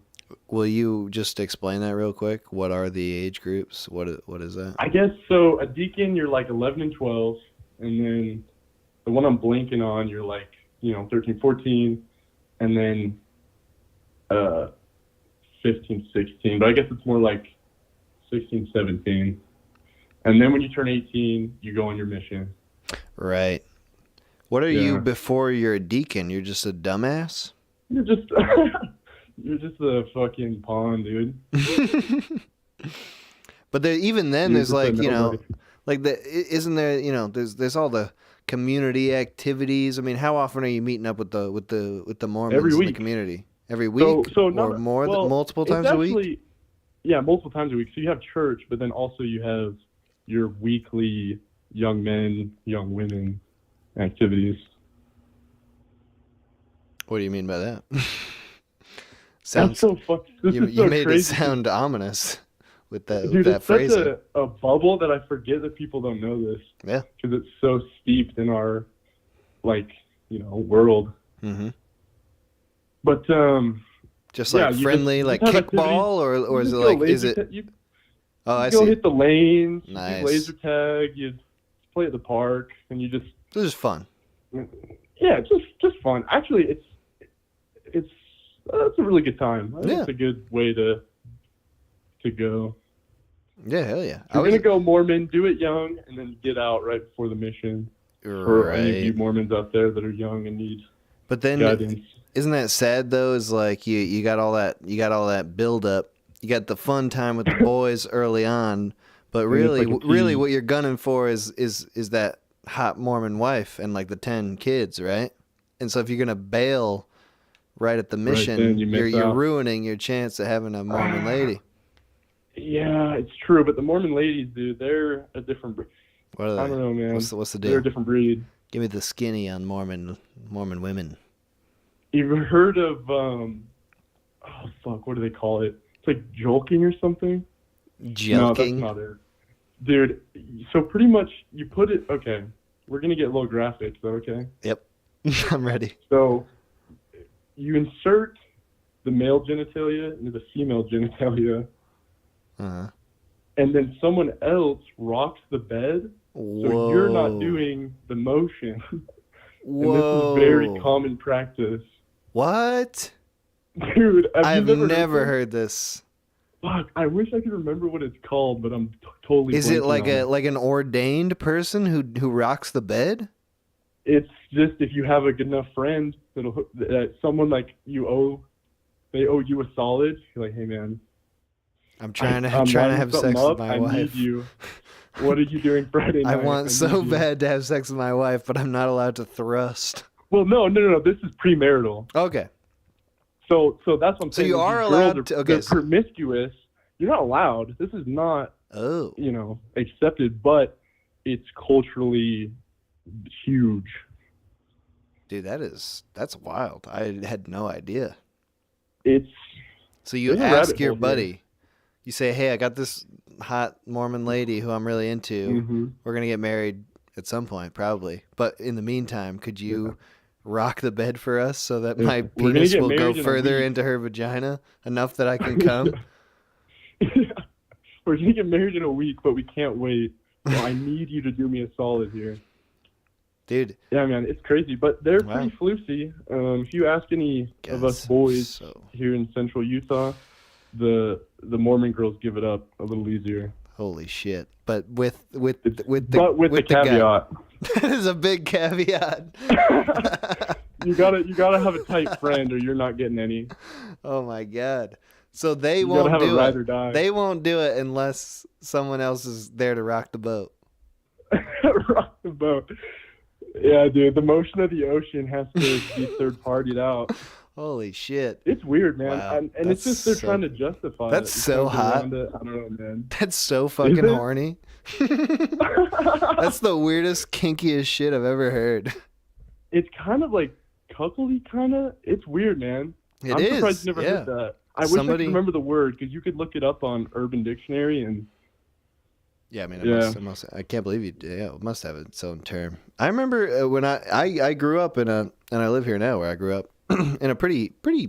There's a lot of Mormons out here. I don't know what the migration patterns are of Mormons, but there are a lot of them out here. Some of my really good friends when I was growing up were Mormons, and some of the ladies, super hot Mormons.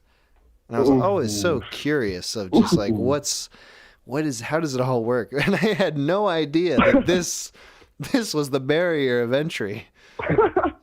We've barely scratched the surface. Oh my god! All right, well we gotta do a whole show on Mormonism at some point because I think that All right, yeah, let me know. It's a I'll keep my eye out. It's a great topic. Because there's a whole state devoted to Mormons. It's a whole state, yeah. Yeah, it's cool. It's crazy. All right, well, dude, thank you for calling in. Crazy. Good talking to you, man. Of course, yeah. Yeah, God bless. See you. All right, bye. Call from Clarence. Clarence? Hey, what's up, dude? Hey, how's it going, Clarence? Good. I actually do have something that ties into the topic. You know what humbles me? The vastness of nature and space itself. You know what I'm talking about? It's sort of two topics, it seems like. Nature and space? Yeah. Well, just like reality in general and the vastness of it, because the opposite of humility is like kind of narcissism and thinking that you're all that and you're like the most important, coolest person ever. You're the center of the universe? Speck. Yeah, exactly. You're a speck on this blue marble just floating around. Like Marcus Aurelius had a whole chapter on this in the Meditations. Like no matter what you do, no matter what you conquer, like eventually no one's going to remember you and none of it's going to matter at all. Does that give you comfort or existential dread? I think they're kind of two sides of the same coin, But yeah, that humbles me. I'll see like a line of ants walking across the sidewalk or whatever, I'm like, wow, we're all so like we're ants in the big picture, you know, and it humbles me. Not to get too egotistical or think you're more important than others or better than others or something. At least ants are working towards some sort of common goal. What the hell are we doing? Yeah, I know, right? Yeah, I don't think, even with this whole space race thing, it's very hard for humans to come together and get anything done at all. And when we do, it's usually slaves doing a lot of the work. They're like to please their betters, like how they built the pyramids, you know? Those are pretty cool pyramids, though. The slaves did a good job. Dude, you want to know something crazy I learned about the pyramids the other day? Yeah. So, the pyramids, right? When you think of Egypt, you have these walls, right? It looks like they had a graffiti problem because, like, every inch of Egypt is just, like, splattered with cramped hieroglyphs, cramped, like, writing, pictures of, like, bird people, right? But inside the pyramids, right? Inside the pyramids is completely bare. There's not a single hieroglyph on the inside of the pyramids. So what do you think? It's like, what's that mean to you? Oh, I think aliens did it. Oh, the pyramids? But, like, I'm totally on board with the aliens, with the theories, yeah. But the pyramids, it's just like, I mean, I like the slave theory. It's just like, if you throw enough slaves at a problem, it fixes it. Well, they definitely needed a lot of manpower to move all those rocks. It's not like such a complex structure. It's just like putting rocks on top of rocks until you can't do it anymore. Yeah, until it all comes to a point. But yeah, that kind of humbles me too. There's aliens out there, and maybe one day they'll come back if they can. Do you think they ever left? That's my question. I don't know. I think there's definitely like Sasquatches and lizard people hanging out, keeping an eye on things, you know, like doing whatever they're doing. To what end? Are they like? What's your alien theory? Are they like the gods of the universe that are like keeping an eye on us and they're training us for some sort of higher purpose, or are they just like they're waiting until we get really tasty when we've got just the right nutrient compounds? You know what I think? And you see this in nature, right? And nature's prime directive is to make more nature. It's to grow, right? And I think that extends to aliens. I think they just have this urge to just go planet to planet and just, like, grow there or start something growing, you know? To expand, to consume. Their own alien race, you mean? Or just life in general? Just life in general, yeah. Just life and nature in general has this, like, unifying goal, I guess, to just, like, grow and to just keep growing. That kind of feels like it's represented on a lot of levels. Like humanity, like doesn't have any kind of clear goal except for, you know, just like keep it going, keep growing. Yeah, exactly. Try to be nice to your neighbors, unless they're different from you. Then you gotta exile them and make their life terrible. Mm-hmm. But yeah, I think that's just one of the baselines of just life, and I mean like all life, like sentient life, bugs, plants, like. Some of their prime directive is to just grow. Sure. I mean, I see that. That does seem to be like a prime directive.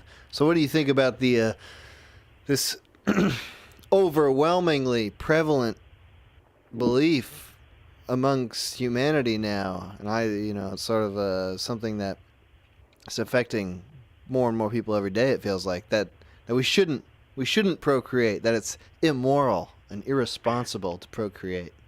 Antinatalism, yeah. I don't know. I called you a couple weeks ago and we talked a little bit about free will and accountability. Mm-hmm. And I think so many people are like, oh, if I had the choice, I would have chosen to not be born. And, oh, I was born without my consent. Oh, this world's terrible. Why would I bring someone else into it? It's like, dude, have you really, like, never laughed? Have you never, like, eaten anything good? Have you ever, like, like breathed clean air and just like felt the just like ecstasy somewhat of just being alive? Like, is it really all that bad, dude? Like, I don't know. Life is suffering. I don't know, but I mean, dude, if you back to the aliens, if you think about this, we're all trying to get to Mars, and why do we want to get to Mars? Just so that we can put life on Mars and start living there, and then the life project can just keep growing. It's like there is something weird about the like, I don't know. I get uncomfortable about the feeling of like it's immoral to have kids or something, because it just feels like if that's your stance, then you probably should kill yourself, because obviously if you think it's immoral to bring new life into the world, then your life is draining the world's resources in the exact same way that you're accusing other people of doing. So if you're not going to kill yourself, then you're kind of just being like, well, I deserve to live and I deserve to enjoy the comforts of life, whereas nobody new is allowed to do that. Yeah. That's a really good point, actually. I've never thought about that. People don't like that, but I like to tell these people they should kill themselves immediately. Well, it's just, I don't know. And a lot of this problem is just like, they're like, oh, overpopulation, oh, we're not going to have enough resources. It's like, okay, if China would stop setting the ocean on fire, I think we'd be okay, dude. Like, because that's where a lot of the anti-natalism like sentiment comes from, is that they're worried about like overpopulation and, oh, we're going to kill the earth. But it's like, dude, me having a couple of kids is like does not matter at all in the grand scheme of like India's massive like constant air pollution. You know what I'm saying? Right. The impact that you will have personally on the world by having children is very much offset by the fucking the entire third world and China. Yeah, and I think another big part of that argument is that like if you have a kid, you're dooming that kid to suffer, and it's like that's an immoral action because you're bringing a life into this world, and you know that at some point they are gonna suffer. So you caused their suffering, but it's like that's just part of life, man. Life isn't about always being happy. It's about living. It's clearly living life is worth suffering, or else you would just kill yourself. Like that is the point. It's like if you clearly enjoy living life more than you care about suffering in life, or else you would just kill yourself and end your suffering.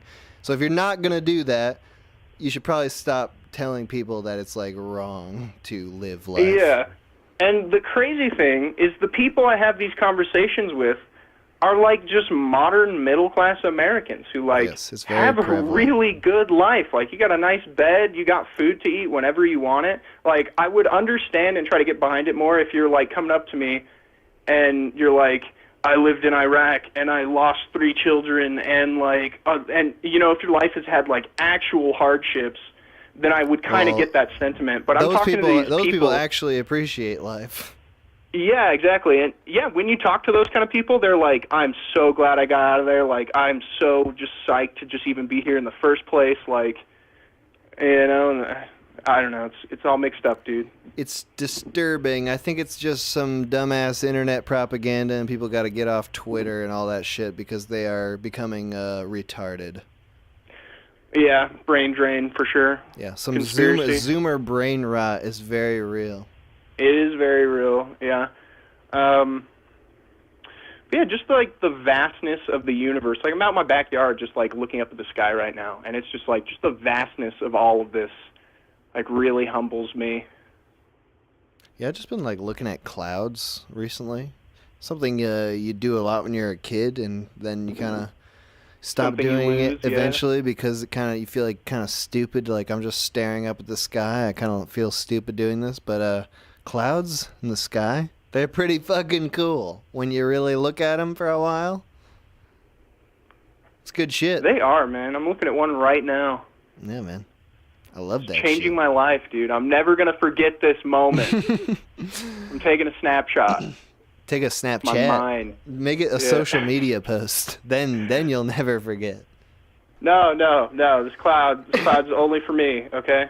All right, I don't need to share everything, dude. Okay, I know it's off topic, but I hate social media. I'm like about 6 months ago. No, it was maybe 6 to 8 months ago. I was scrolling Reddit, which was like the last thing that I scrolled, right?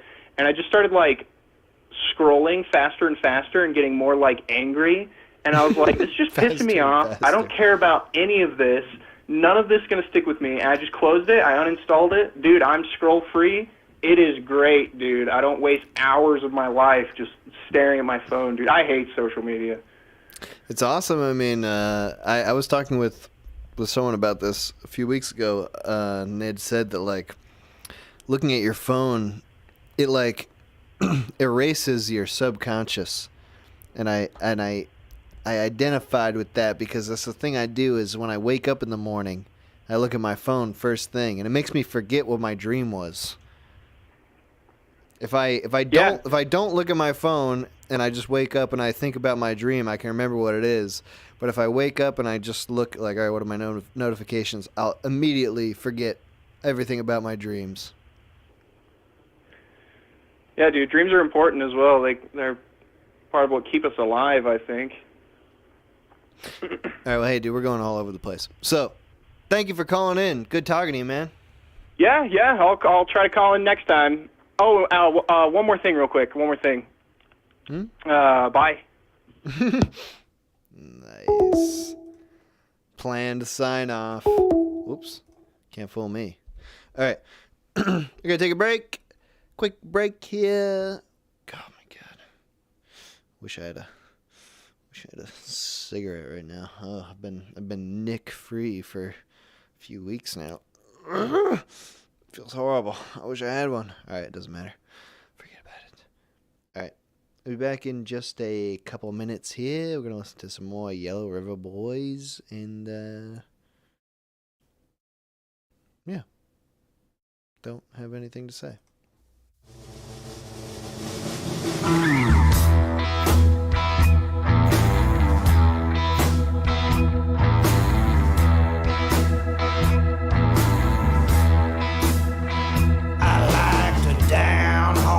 Cooking vinegar and beans. I get the diarrhea, drop my Levi jeans, squatting like a squat on my new buddy's face. Muddy up his throat, loving this mud club place. Oh yeah, they call me Mister.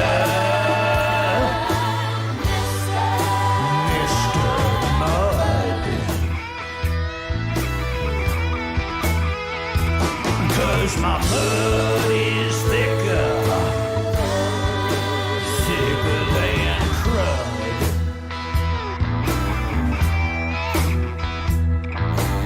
If you need a deposit, ain't talking about a bank. If you like it running, if you like it rank, come on by my mud club, bring out your appetite. 2 big bowls of red beans and I'm ready for the night. Mr.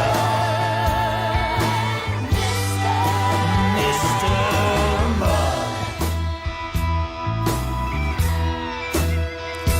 'Cause my mud is thicker than crud.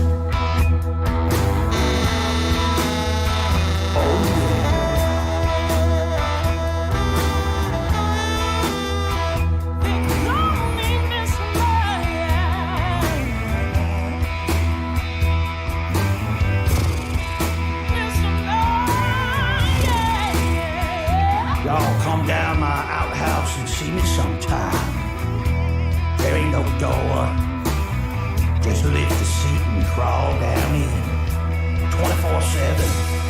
I'll be down there waiting. Okay, we're back. This is the Humble Collins show. We're being humbled today. I haven't been humble so far.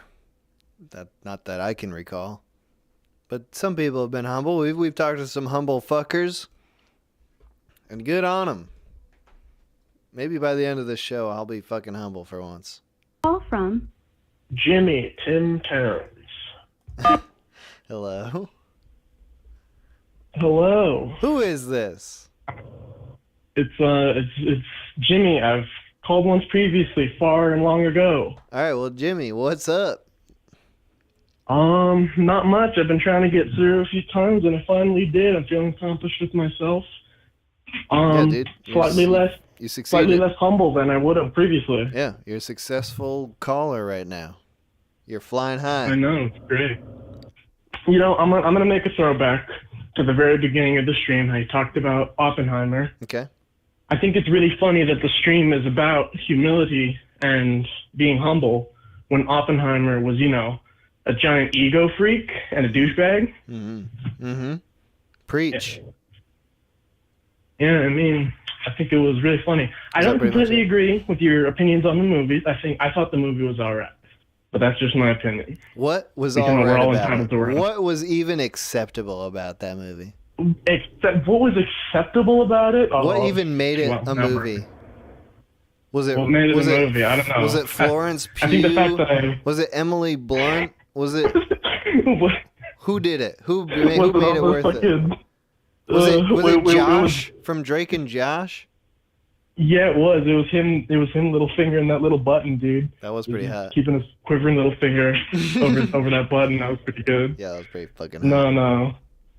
But I don't think it was amazing. I think it was just a good study, I guess, like you mentioned, on Oppenheimer, but even less on Oppenheimer, more on like pointing at the American system, even back then, all the way, and being like, look how like covered in shit it is from top to bottom. Like all of it, it's worthless. What? Based on what? What in the movie? Because of Robert Downey Jr.'s character?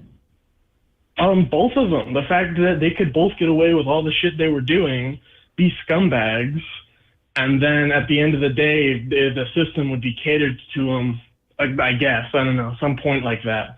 I'm talking out of my ass. I kind of don't give a shit. Yeah, me too. I just thought the movie was interesting. I need a reason to excuse why I paid $5 for a ticket. You know. Only $5, dude. That's a good price. How'd you get that? Yeah, man. I guess it's just the theaters where I live, because the theaters where I live, they're all one company, and it's a local company. It's not like AMC or anywhere like that. It's a local. I went to an 11 a.m. showing of Oppenheimer, thinking I was going to be getting like the cheap ass matinee prices. It was still $13.50. Damn, that's rough. And how bad is concessions over there? I just didn't even do it. I don't do it. I don't play that game with theaters. Yeah, that's completely reasonable. I snuck in candy, and my buddy snuck in wine in a thermos.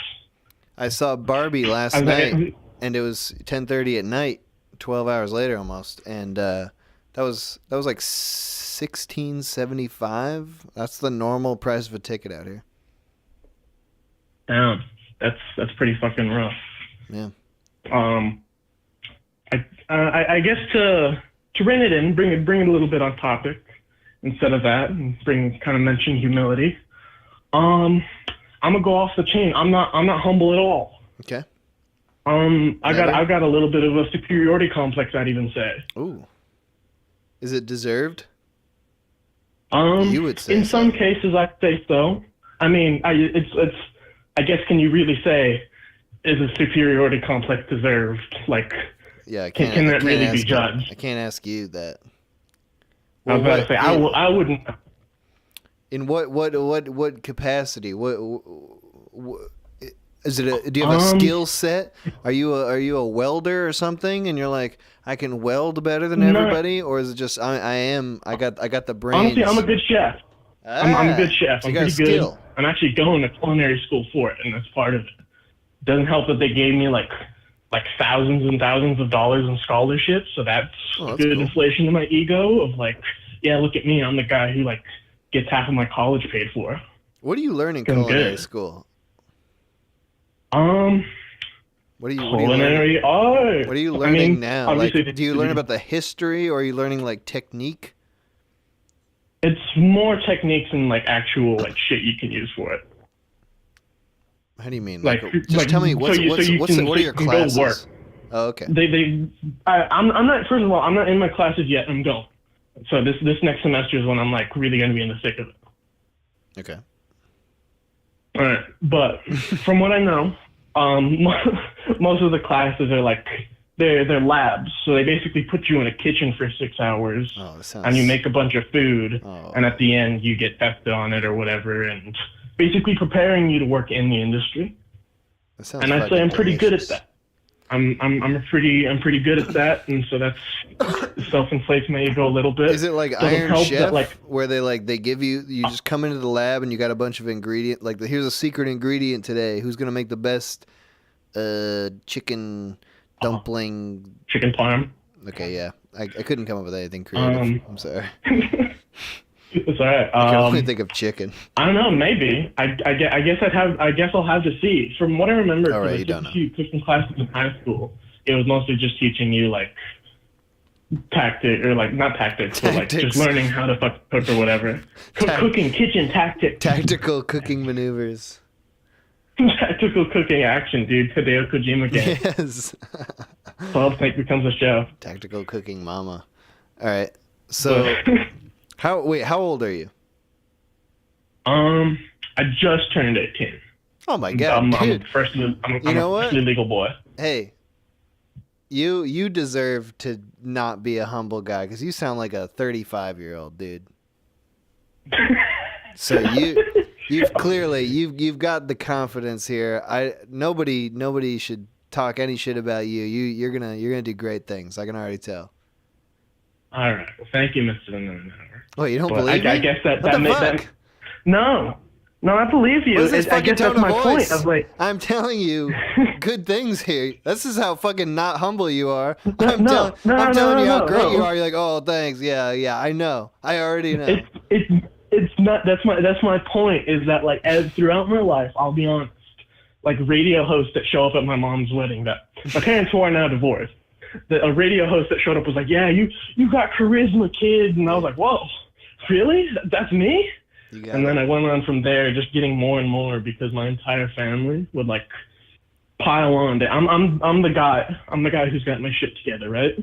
Yeah. And like, basically I'm told that by everyone of like, oh yeah, you're the one who got his shit together. So I try not to let it get to my head, but occasionally it's like, clearly it has. None of you people know what the fuck you're talking. Yeah. Okay. So you got a problem then. You got hubris. I guess so. Someone's got to knock you down a few pegs. I will say I yearn for it. I yearn to get knocked down a few pegs. Hey. I yearn to like, especially whenever I go to class, I want to get yelled at a little because I fucked up. Because I want that to be the proof that I'm not perfect. So what do you do? There is something for me. What if you had to actually honestly assess your own weaknesses? Let's say in the culinary world, because that's something you're going into. What is something? Yeah. If you had to identify a weakness. So far, I'm still unexperienced. There's a lot of things I've at most in terms of a job, I've only had experience in like kind of fast food, so not like a real kitchen. Okay. That's one thing. That's and not even close. All, my scope wait isn't a second. It's not even close to a real kitchen, by the way.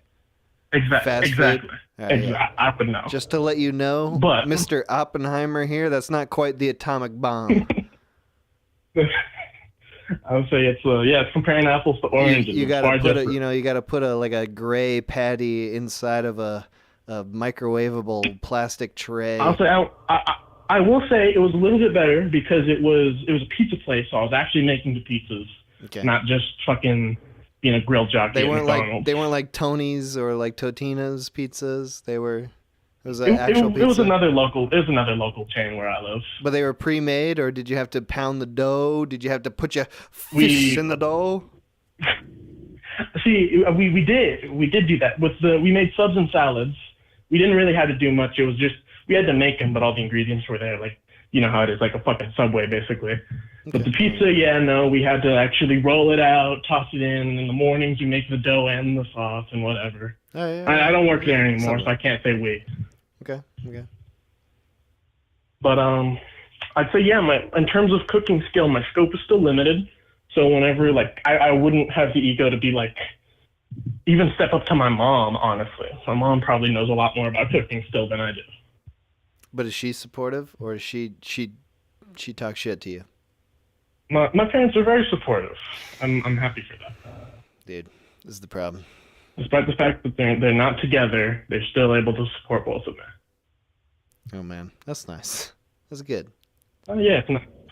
So I'm able to live life pretty well. So you're looking though for a figure in your life to force you to be better. Just something to knock me down one peg. Like a good example of what I try to do.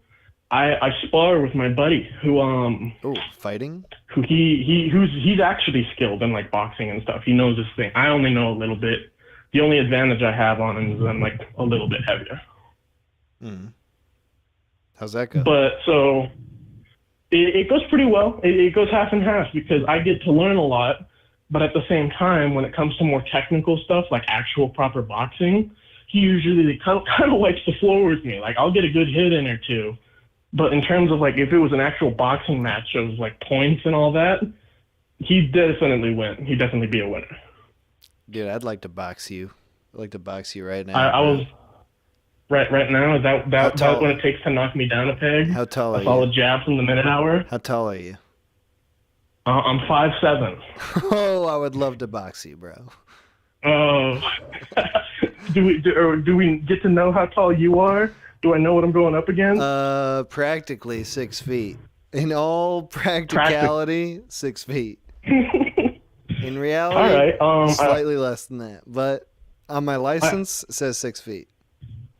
Says 6 feet. All right. Because they don't measure. On my license, it says they don't. They just take your word for it. I've been love there. that. They're just like they took my word for it when I said I was 220 pounds, which isn't accurate anymore. I lost like 15 pounds, so I'm now only like 205. I'll fucking punch that shit. Think I won't fucking punch you, dude? Fucking. You better watch out, bro. Where you at? You're gonna send me to the mat, man. I'm never making it back. I want to spar with you, and then I want you to cook me a delicious meal. The ultimate insult. I was gonna say, what the fuck is the word? You're gonna like domesticate me or something like that? Yeah. You're gonna make me submit to your whims and like be your housewife and shit after you beat me in a fight. That could be cool. We don't. That would truly make one humble, having to hold your pocket around. I just read Dinosaur Dylan's fucking chat. That's right, dude. Yeah, fucking make me pizza after I win. All right. Well, yeah. I'm only saying this because I don't want to add to the chorus of people who are cheering you on, saying you're so great. Because Yeah. Someone's got to. I understand and I appreciate it. Someone's got to friggin' be the barrier here. So, I think you're wrong about everything and probably bad at making pizza and subs and everything. You take back what you said earlier about whatever, and now the tables have turned. I'm an evil man. I need to be punished. I still think you sound like a 35-year-old dude, and so you can take that however you want. Maybe that's a insult in disguise. Like you sound old. And maybe a little bit. You sound old. You sound bad. You don't sound like you're. A lot of people tell me I'm older for my age. Yeah, I seem older for my age. Yeah, it sounds like your youth has been robbed from you, and perhaps you'll live a life of sad loneliness because you're already old. You're hitting in some places that are uncomfortably close to the minute hour. I don't know if I like the conversation. Come on my show, you're gonna be fucking confident. Fuck you. I can't upstage you on your own show. I know. It's my fault. No, dude, I wish you the best, and I do want a pizza from you, and we'll arrange that off stream. Well, dude, I'll tell you what. Yeah. For college, it's Rhode Island. I won't say where, just for privacy. But I'll be in the like New England area for a while. Right. You call me back on this number, and I'll get you a pizza in just a minute. Fuck yeah! All right, cool. I'll do a little northeastern pizza tour. Yeah, dude, it'll be great. All right, cool. Well, hey, thanks for calling in, dude. Yeah, great calling. I'm glad I made it in. I hope someone else can upstage me. Yeah. Let's get more egotistical freaks in here. All How about that? All right, have a good one, dude. Bye. All right. Call from Thomas. Hey, man. What's up, dude? How you doing? I'm doing okay. How are you doing? I'm great. Are you ready to be humble right now? I think so, yeah. I hope so. Maybe you could humble me if I start acting out of line and get all confident and shit. All right, I'm ready. Ready to take it down, pig. I feel like I'm in that zone right now. I'm ready to be mean. Yeah, I mean, this kind of opens it up. You've met me in person. Mm-hmm. What is your impression? Am I a humble guy? No. I wouldn't say that. No. So what's wrong? Like, how can I be humble? How would you take me down? I mean, okay, this is the problem with this entire stream topic is like, yeah, humility only goes so far. I feel like people, you only need just a grain of humility every now and then. I feel like generally it's a lot more beneficial to just be like, hey, I'm great and everything I do is important, because it makes you do a lot of things. Totally. I think I wouldn't do anything if I thought I like sucked ass. Is that what being humble is? Like being like I'm trash and like I can't do anything good? I don't know. I've never been humble. I haven't figured it out. If I our meeting, I don't recall you being very humble either. No. I mean, this is the problem. Like I'll get there, in my dark solo hours all the time. Like when I'm making stuff, I'm always second guessing myself and being like, oh, this is not even worth completing because this is just shit. It's just narcissistic of me to even think that this is something that's worth sharing with people. But if I always felt like that all the time, I just wouldn't make anything ever. Why would I ever make anything? Yeah, exactly. And but I think in that same like flip side of that coin, when you put something out and people like it, it really fuels the anti-humble sentiments. And you can very quickly be like, yeah, well, I've done this before. I can, and then I think you can get dangerously close to like thinking you're hot shit and then not having, because I think that conversation that you have with yourself of being like, am I just a hugely narcissistic fucking prick retard? Like, I think you should be questioning yourself and your, especially if you're making stuff in that way, so that you don't just inundate people with like, narcissistic shit videos. And yet there are, like, it seems like the most popular videos that are made are by like the most narcissistic types of people who are just like, I'm gonna shit out a 30-minute video about like whatever people are talking about on Twitter, because I think for some reason that everyone cares about my 30-minute opinion about Twitter this week. Like that's the sort of content that's so regular, and people seem to just like eat up. But even fucking people in like people who just make like comedy skits and shit, like, some of them, a lot of I'm not going to name any names, but a lot of people, like, I feel like I watch a comedy sketch from whatever, a channel, and these motherfuckers are not telling jokes or whatever. They're not doing anything. And, like, the parts where you're supposed to laugh are where, like, they have kept themselves in the video, like, laughing or breaking character, and that's the bit. That's a horrible, and it's that's just a horrible like trend. it's a weird thing of like, are we supposed to be laughing? Because like, I understand how if you and your friends are watching this shit back, you're laughing because you make some goofy shit with your friends, you laugh about it. But nobody gives a fuck about who you are. That's an online internet fucking person. So I watch this shit and I'm like, why do you guys think people care about you? Like, well, oh, look at how fucking quirky we are. Like that's comedy now. Is like being fucking like gay. I think like a big part of it is a person who like acquires an audience.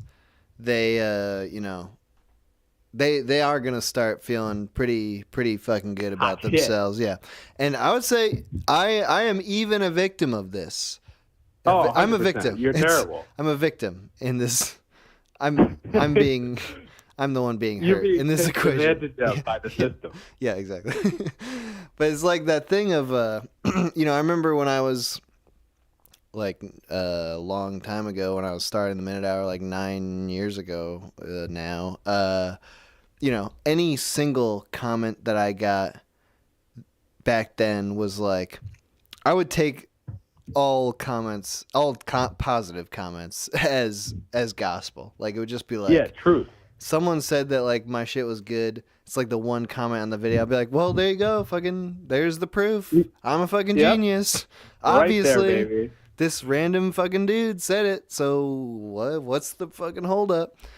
But then it gets worse when there actually is a bit of an audience, and there's like a bit of a Minute Hour audience, and now it's like it's a weird, horrible feeling of like I actually do feel like I've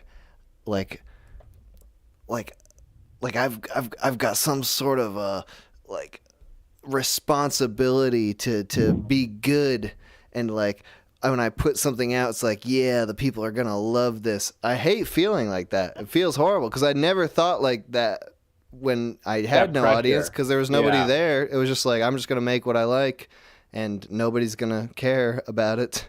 And now you're second guessing like what you like, and you're like over analyzing it.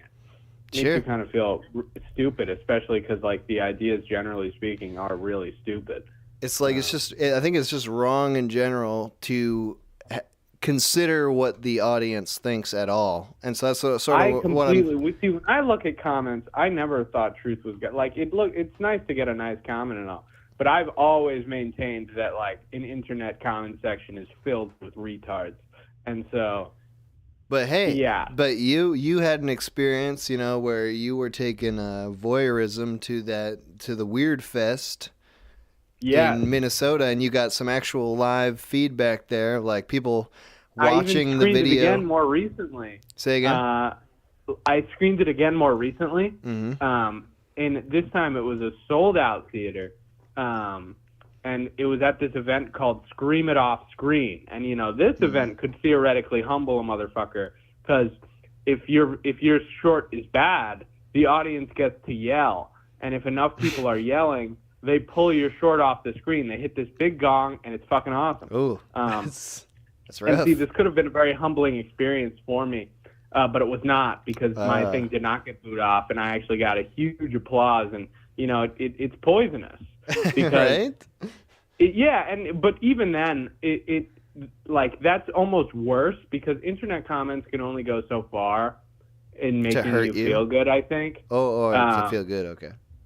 Yeah, but like a human being, like knowing that you've connected to another human being and hearing them say that, it made me, I was almost like, YouTube is fucking stupid. Like, why would I just want to show shit to people, like real ass people, I feel like it's kind of like what you're tapping into with the call-in show. It is a very different feeling, like actually talking to people. Rather than just like reading comments, like I don't know, but it's like, so there you go. Like you've had IRL real experiences to anti-humbling. Yeah, to affirm that like, hey, what I'm doing is is cool and special. I must be a genius, obviously. Yeah. So what do you feel? Do you feel that way? You genius, bro? Well, I don't feel that way because I just know, like, it. Well, God, it's like, for example, I'm about to send you something on the fly that's like another big script, right? Mm-hmm. And when I first messaged you about it, I deleted those messages on Discord because I was like embarrassed. I was like, dude, you do I that. sent you a message where I was Stop doing that. Stop deleting your messages. I'm sorry.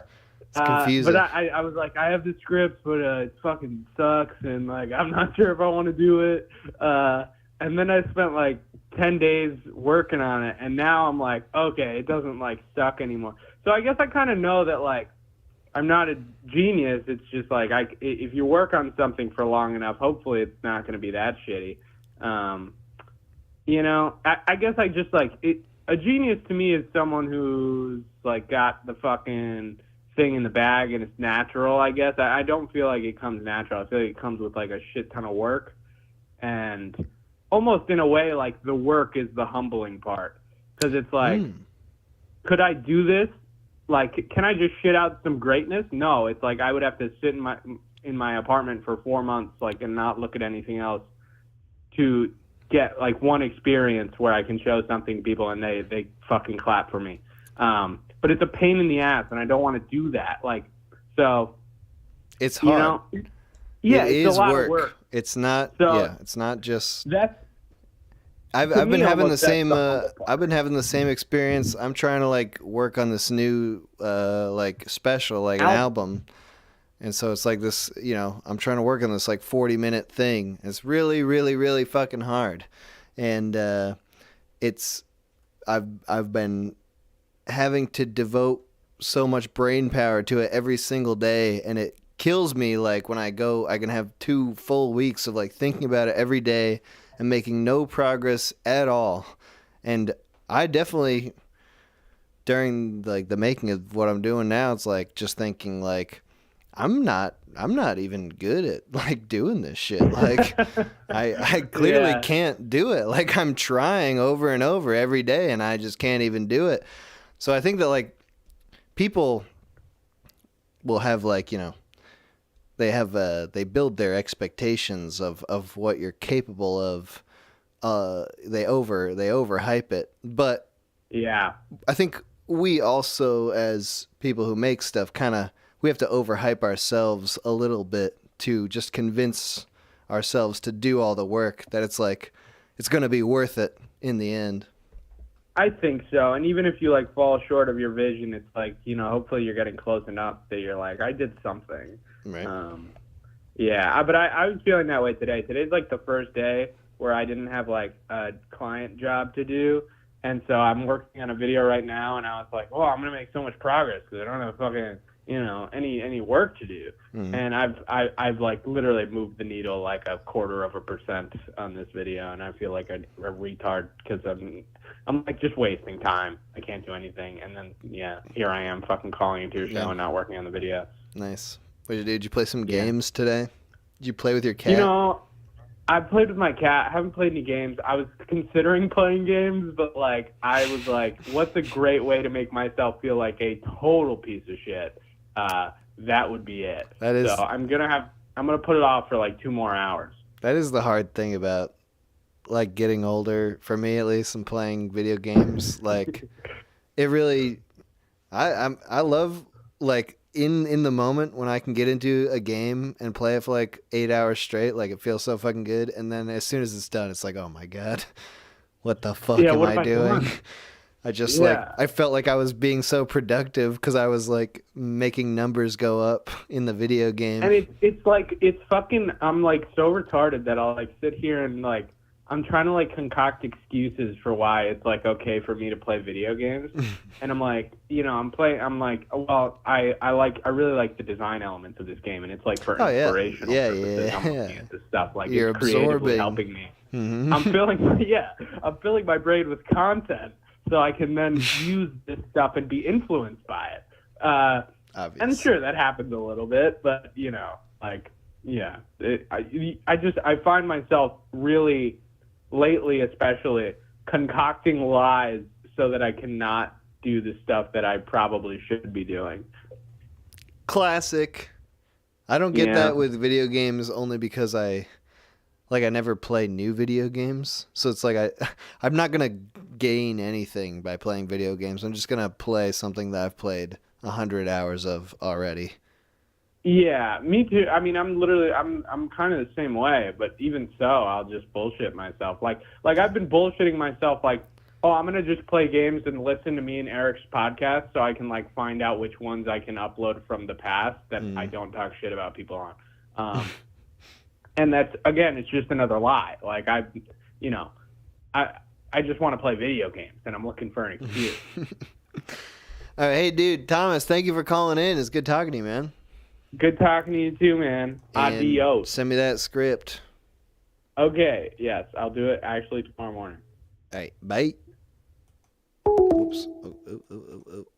Call from. This is Legato. Oh, is this Legato? Hey man, yeah, it's Legato. Oh, come on, dude. If you're gonna try to pretend to be Legato, you got to work on this shit for longer. Because I'm not buying this for one second. No, it's definitely me. You got the shaky voice is good. No, I've been practicing all morning. This is horrible. No, this is horrible. All right, come clean. What's an? I'm not gonna pretend you're Legato. I can't do it. I won't do it. It'll be rude to Legato. Yeah. This is David. Okay, David, how's it going? All right, good. It's good. So I just humbled you now because your impression was horrible. Yes, I have a story about being humbled. Okay. I tried calling in to this call-in show as somebody else, and it didn't work at all. It was terrible, and now I'm just embarrassed. It wasn't even close. Wasn't even close. I can't believe it. But it was a good ref because, we want to hear from Legato. It was kind of it's disappointing, really. It's the only reason I listen to these things is for Legato. I'm the guy that's been going through all the streams last month or two. Oh, and timestamping every single one of his calls. Dude, you're doing good work. Oh man, I thank you. Have you gotten them all? Do you know? I got most of them. I think there's one that I forgot to get because I was working. I think it's the one where you're in the jail cell. Oh, yeah. I remember Legato calling into that one. Yeah. Well, hey. Yes. So, but, you're not defined by Legato. You're your own man right here. Yes, I am. Even though you have devoted a lot of time to Legato. Yeah, listening to Legato all your awareness. Which we appreciate. Yes, I work in construction, so I just have an earpiece in my ear for 8 hours a day, so I can just... It's not that hard.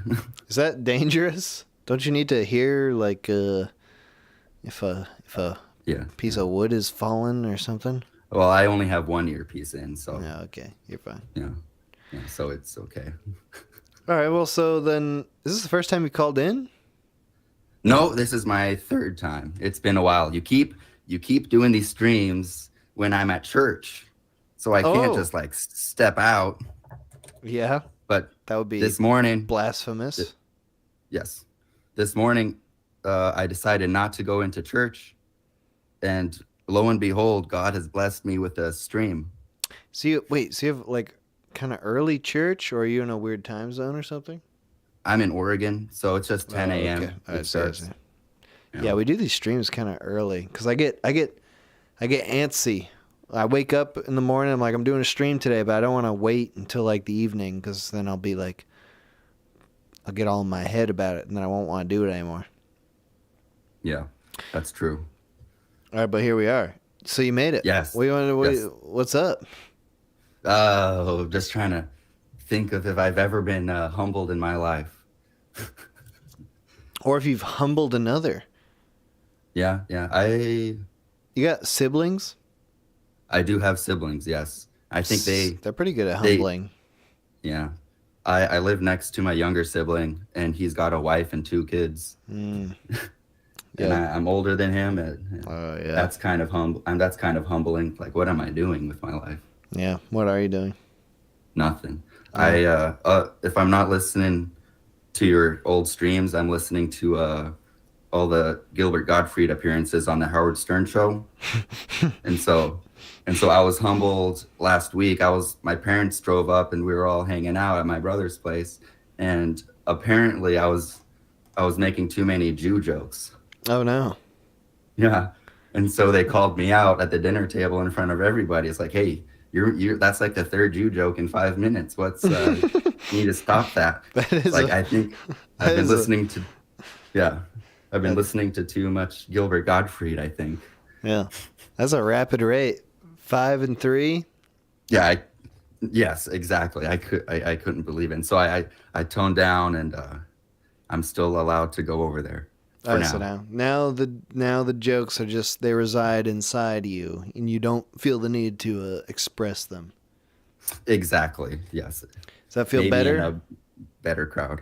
Do I feel? Yes, I do. Well, that's good. Maybe, yeah. So you had a slight humbling experience there. People they'd had enough of your. Yeah, I guess. My dad thought it was funny. Oh, so it's just mom had a prob? No, she didn't even have a problem. Who? It was just my brother and his your brother. wife. Oh, come on. Yeah. Like, way to rub it in. Like, I have a wife and a family, and I don't like your Jew jokes. Yeah, exactly. They've been messing with me for a while. Like, I love them and stuff, and I'll go over there and hang out every now and then. But they'll try to humble me left and right. You know, like. What do they do? Like, you can't be friends with this guy because he sexually assaulted somebody. I'm like, I don't even know if that's true. They say that about me? Yeah, yes, exactly. Come on, that was so long ago. Yeah, I keep telling him that. It's like, and there's not even any changed proof. Man. And yeah, it never happened either. And then one time that I couldn't even see the kids or see them for like months because they accused me of like just being crass and stuff. It was crazy. There was this whole thing. What'd you say? Where like I didn't even say anything, but I ended up I broke down and like apologized for something I didn't even do. But it wasn't just me, it was like a whole bunch of people, like my whole family they were attacking. All right, you've given no details about this story. No. I would be interested to hear what you're talking about. Like, well, you know, I'm just as confused as you are because they were never clear. I think they just love drama. Like the one thing that I can remember is they accused me of saying the N-word in front of the kids, which I never did. You know me. I'm not like that. I mean, I'll make a Jew joke, but I'm not about to like drop the N-bomb in front of these small child. Right. You might say, quote unquote, the N-word, but not the N-word. Right, exactly. And they had like this, they had this marriage counselor, and they brought me and my older sister into it because nobody was allowed to see their kids. And so we were meeting with the marriage counselor and them over video, and we're like right next door to them. Oh, you're FaceTiming? Yeah, FaceTiming their marriage counselor. It was crazy. Could you explain what you're talking about? Your brother and his wife thought you said the N-word. Is this all a big joke? No, it's not. But I mean, I feel like it's a joke because. What N-word did you use? You must have said some sort of N-word. I didn't say anything. I think that. Did you say Negro? Like they. No. I had to think about it. No. They're just like these guys. Do you say Negress? Yes, exactly. Yes. What I need the details here. I can't. No, I didn't say anything. What happened? You said something. You must have said something. Nothing. Well, I probably made jokes and stuff, but I never said anything like that. Like what? I don't even remember. So the thing is, that reminds me. Is that okay, go on. Their whole life, especially for the wife. They just love drama, and they're like, if you do one thing, if you hang out with somebody they don't like, then they'll freak out, and then you can't ever hang out with them again, you know. And then, but then in a little bit they'll forget about it, and we won't ever talk about. Well, it's never even happened. And so I think, like, I was living in their shed for a couple of months while I was trying to get settled. And I think I just overstayed my welcome, and then they just get bitter. And they just start telling them, they just start thinking about things, like telling themselves that I'm a bad person. And then, you know, once you like lie to yourself enough, then you start believing that lie. It all boils down to they just really love drama. And Okay, dude. Yeah. I want to believe you. I want to be on I want to be on your side here, but I feel like you're leaving out some sort of vital details here. Do people, or tell me, do these people just fully make this shit up? Or they're just saying, like, we think he's a bad guy and we're just going to pretend out of nowhere that he's slurring? Come on, dude. Seriously? No, people, people, some your people own are crazy, flesh and dude. blood? Yeah. Yes, that's what pussy does to a guy. Oh my God. How did you say good pussy? Well, I was about to say good pussy, but So his wife, she's a good looking lady. That's what you're saying. She's worth it. She's worth lying. She's worth the slandering your good name forever. Yes. Wow. That's hot. Yes, exactly. That's and super hot. And so they've kind of humbled me. I would be humbled, but I would also be hard. Just being like, that's how fucking good this. All right, I don't want to go into this. I don't want to get horny. Yeah, I don't want to get horny about your brother. I should have never brought this up. There's something missing here, though. You know, I don't feel like I've gotten to the bottom of this. I agree. There's something missing because I feel like you're the one who's not giving me the whole story. It's them who's not giving me the whole story because I don't even know. Are they around? Could I get them on the line? No, that'll just destroy everything. I think I could talk to them. I could be your advocate. No, that's a really bad idea. I already, like, in the middle of this, I decided I probably should not have even brought this up because now this is going to be online. He knows about you and these streams. I do not want him hearing about this. Is he around? Could I please talk to him? Please? No. Or her? I would be so normal, dude. I would be. It's just impossible. They are around. That's what you're saying. No, it's just impossible. Dude, get these fuckers on the phone right now. I'm about to be your advocate. I want to say positive things about you, dude.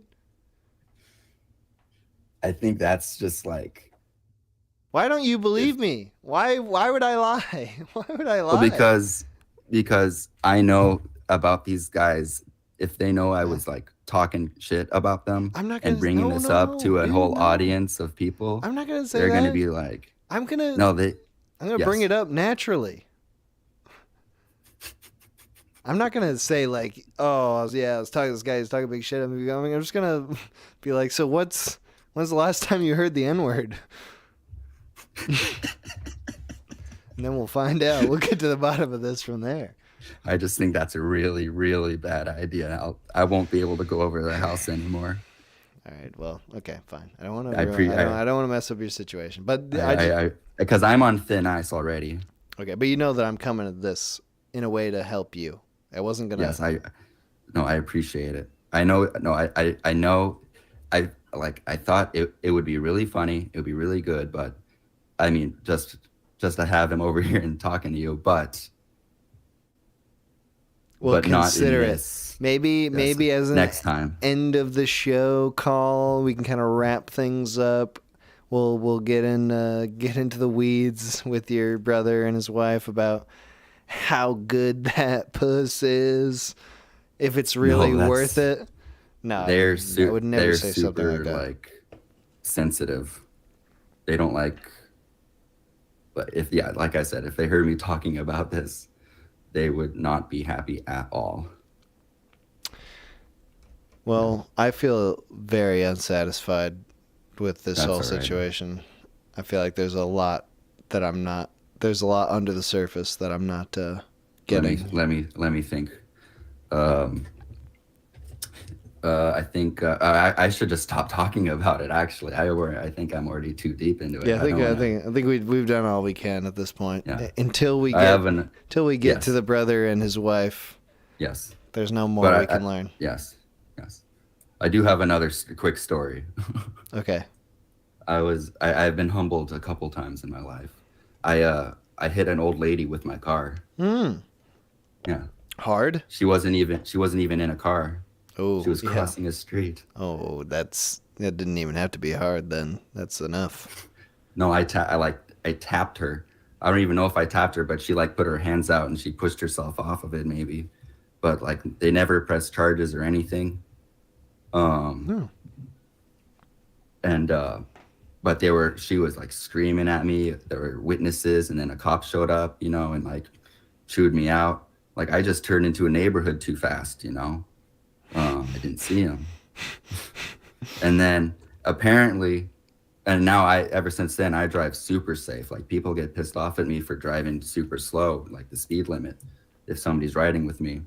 But after that, I didn't know I was supposed to go to the DMV and tell them that I hit someone with my car, And so I didn't know how to do that. I moved back down to California. I'm there for a while. I come back to Oregon. I get pulled over for a busted taillight, and the cop says that my license is what's the word?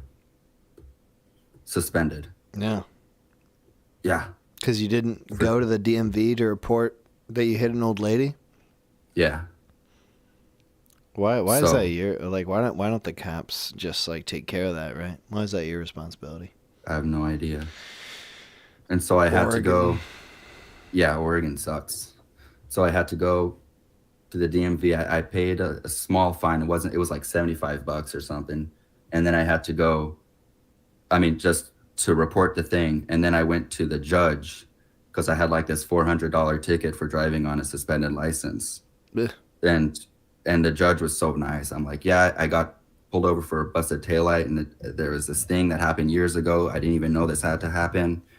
And then he was like, oh yeah, I got you. And he bumped it down as far as he could, which was like half. That's all right. I only paid. That's better. Yeah.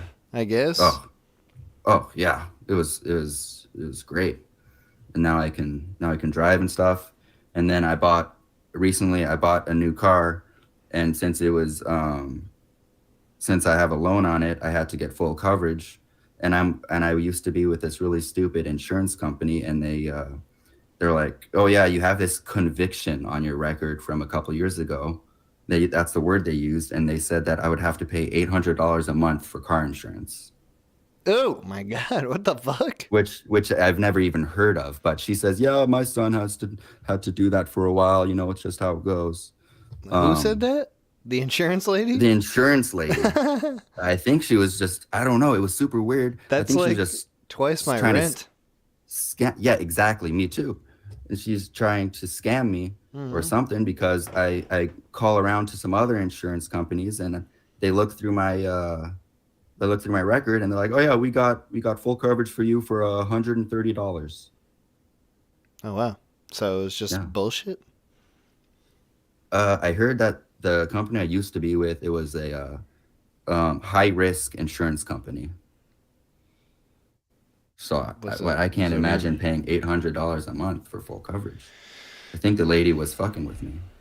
Dude, she was like, yeah, it was like my son had to pay me $800 a month for his insurance. It was a great, great time. I would love for you to do the same thing.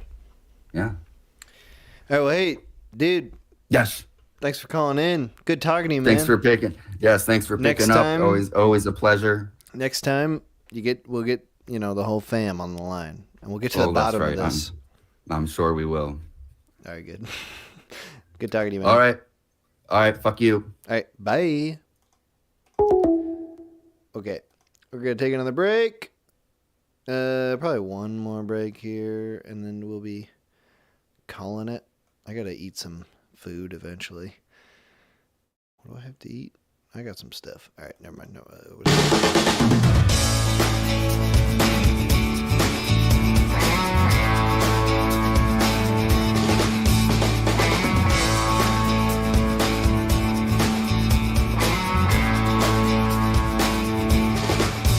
There's a truck stop, exit 341. They sell apple juice by the gallon.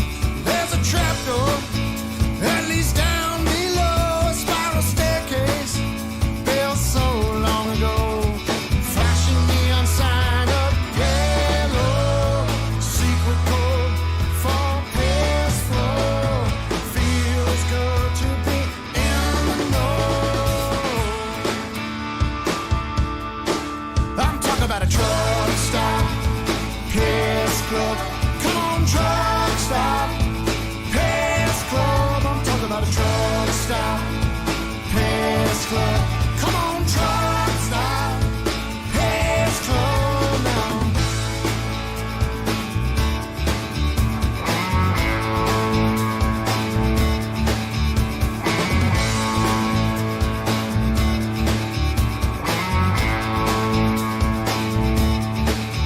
Well, I drive all day to be there all night.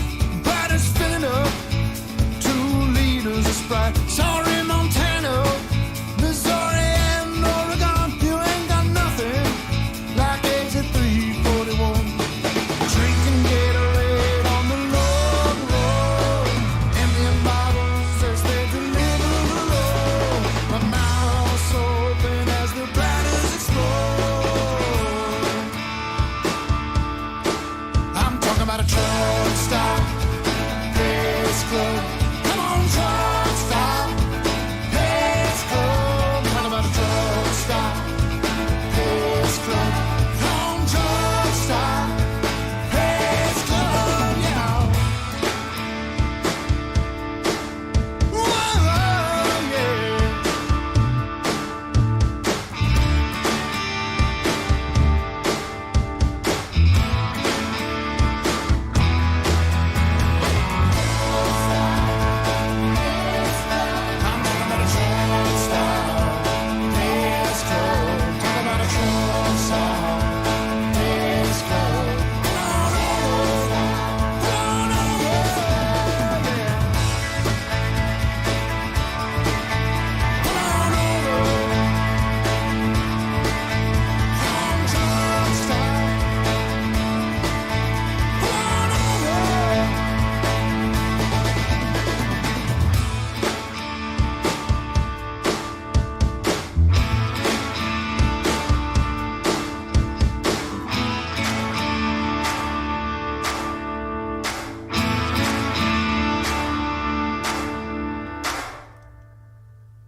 Okay.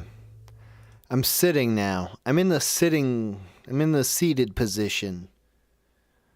I've been standing the whole show. Now I'm tired. I'm gonna sit down here. I think I'm gonna buy cigarettes today. It's sort of, I gotta be humble here. I gotta just, give it up where it's due. I don't want to be straight edge anymore. Not straight edge. I mean, I'm drinking beer, but I want to. Okay. Call from Joshua. Joshua, what's up? What's up, man? Yeah. How's it going? Pretty good. How are you? It's good. I'm just talking about how I'm probably gonna buy some cigarettes imminently. You a smoker? I smoke weed. I Cool. sometimes smoke cigarettes when I'm trying to quit weed, but I've never been addicted to cigarettes. Only Oh. weed. Really? That's weird. Really? Yeah, no, it is weird. I mean, weed's And I don't weed's like good too. drinking either. Oh, Like, whoa. my doctor told me I might have allergy to alcohol because every time I drink, it hurts my back really bad until I get drunk, and then it feels good. That I don't. What? Does the drinking affect Yeah, your back no, like- before? What do you mean? So, like, when I start drinking, right in my spine. It just hurts so bad. You know when you have to like crack your back and it's like stiff and it kind of hurts? It's like that, but like intensified. But triggered by drinking? Yeah, no. It's fucking weird, man. That is weird. Well, so then that's good though. That's good. Drinking doesn't do it for you. That's good. Yeah, no, it is good because like my whole family on my dad's side at least, and I think my grandpa on my mom's side have been like severe alcoholics. So yeah, there's definitely a history of some alcoholism in my family. I feel like it's just kind of the old timey. Yeah, that's the old way of doing things. Yeah, it's like it's no big deal. Now I feel like it's more common to be addicted to weed, which I am also. Yeah, no, it's like I live in Colorado, and I just started like getting of age when I was 15 when they legalized weed. So pretty much my whole life I've been smoking. Since and 15? it's definitely fucked me up. Yeah, like 15. I smoked the first time when I was 15. I didn't start heavily smoking until I was like 18 and I got my own apartment. Yeah. I didn't start earnestly until I was like 23, 24 maybe? 23. That's a good age. I mean, at least your like brain isn't still developing, you know. Right. Yeah, do you feel like that you became retarded? Not in the mean sense, but slowed? Yeah. No, it's like mostly it's just I feel like my short-term and sometimes my long-term memory, but mostly my long-term memory is mostly fine when I'm not smoking. You know what I mean? That comes back. When I'm smoking and I'm smoking really heavily, it's like I don't remember shit. And the recall like is not there. I just like words don't pop up in my brain. Events are just like erased, and I kind of have a problem with memory anyway. I got bullied really hard when my dad's in the army, so we moved to Guam. So I was already like in a place I didn't understand, like from Tennessee to Guam. So like you couldn't get two different. It was fucked up, and I got bullied really hard. A teacher in my class, I had written a note about him about how I wanted to get him fired because I didn't like him. So he had all the other kids basically gang up on me. Like, this is what my mom told me, at least, because I don't really remember. And because I got bullied, I don't remember most of my own childhood and stuff. So my memory really starts when I was 14, 15 at the start of high school. That's very odd. Has anyone ever told you before that's very odd? No. Yes. And I think it's very odd, but that's also just my life. How old are you now? I'm 24. Dude, but really, if you can only remember since you're 15, you're 9 years old. Yeah, no, for real. It's fucked up. I'm like a big toddler. Is that how you feel? Sometimes when I'm really being down on myself, because I've always had a hard time like holding down a job. I've only just now started going back to school this last year. What are you trying to do? So what's your school plan here? I started going for psychology, just kind of like a general non-specific major. I think I might switch it over to social work, but I'm not entirely sure yet. Psychology, social work. Also, what about those? I mean, that field. What appeals to you about that? I like helping people. I kind of learned that when I started volunteering at a mill dog rescue that we have in town. I was always super antisocial, so I excuse me. I developed like social skills by connecting to animals, and then through the mill dog rescue, eventually with people as well.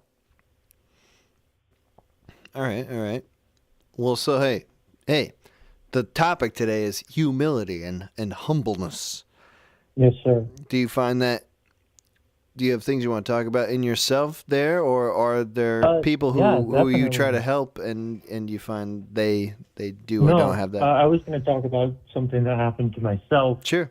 Where I was humbled, pretty horribly, and people in the chat are already calling me a psychopath, and this is just going to make me seem like severely fucked up, but that's okay. Okay. When I must have been 19 at the time. This was after I got my own apartment. I was living with my best friend at the time and my girlfriend. And I had just gotten this job as I can't remember the title. It was basically like a overpaid intern at a it was an Air Force. No, it was contracted by the Air Force. It was like training young pilots. And I basically just like checked them in and out. And I was getting paid like $24 an hour. And so I had gotten a really big ego about this job. And one day, I can't remember what we were fighting about, but I was fighting with my girlfriend. And I basically like screamed at her that I was the only person in the apartment that could hold a job like that down. I was the only person who could get a job like that in the first place. Shit like that, just like being like insane and a psychopath. But like a month later, I lost the job. So I actually resigned because it was I was just freaking out in my own head. Were you still dating your girlfriend when that happened? No, I never hit her, but I was. No, I said were you still dating? I didn't say hit.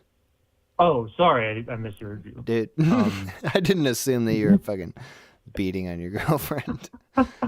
So no, were you still beating her then? Yeah, I was still dating her then, and I dated her like a year or two after. But we always had a super abusive relationship, and I was really bad. I was really emotionally abusive, really manipulative. I was a compulsive liar. Like what? About what? Just shit like that. What would you compulsively lie about? Anything, dude. Literally, like the smallest shit. Like, did you fucking leave the toilet lit up? No, I didn't do that. Did you, eat a sleeve of my Oreos? No, I didn't do that. It must have been somebody else. And I would, lie to myself in my own head all the time. Like the ego thing, just because I was super insecure. Yeah, I mean, is that like, I feel like in those situations you just described, sort of like that's like a very short-term solution, or just like get you out of trouble in the moment there. Right. Exactly. So what's changed since then that makes you think that doing that isn't a viable option? Sorry, go ahead. Just I didn't hear you. What makes you think now that lying like that isn't a viable option if it did work for you in the short term when you did do it? Well, these last couple of years, after the whole apartment arc culminated in me losing all my friends and my girlfriend and them like never talking to me again, which I totally deserved. I went on like a soul searching, like I just started asking myself, like, I realized how I was the problem in most of the situations in my life. And I started asking myself how I can be a better person. And so that's what I've been doing for the last 5 years of my life. So it blew up on you. It eventually stopped working. Yep. How long did that take? How in that long are friend you? Group, Yeah. Okay. like 8 years. I was with them since Good like the God. start of high school. Yeah, no, it was bad, man.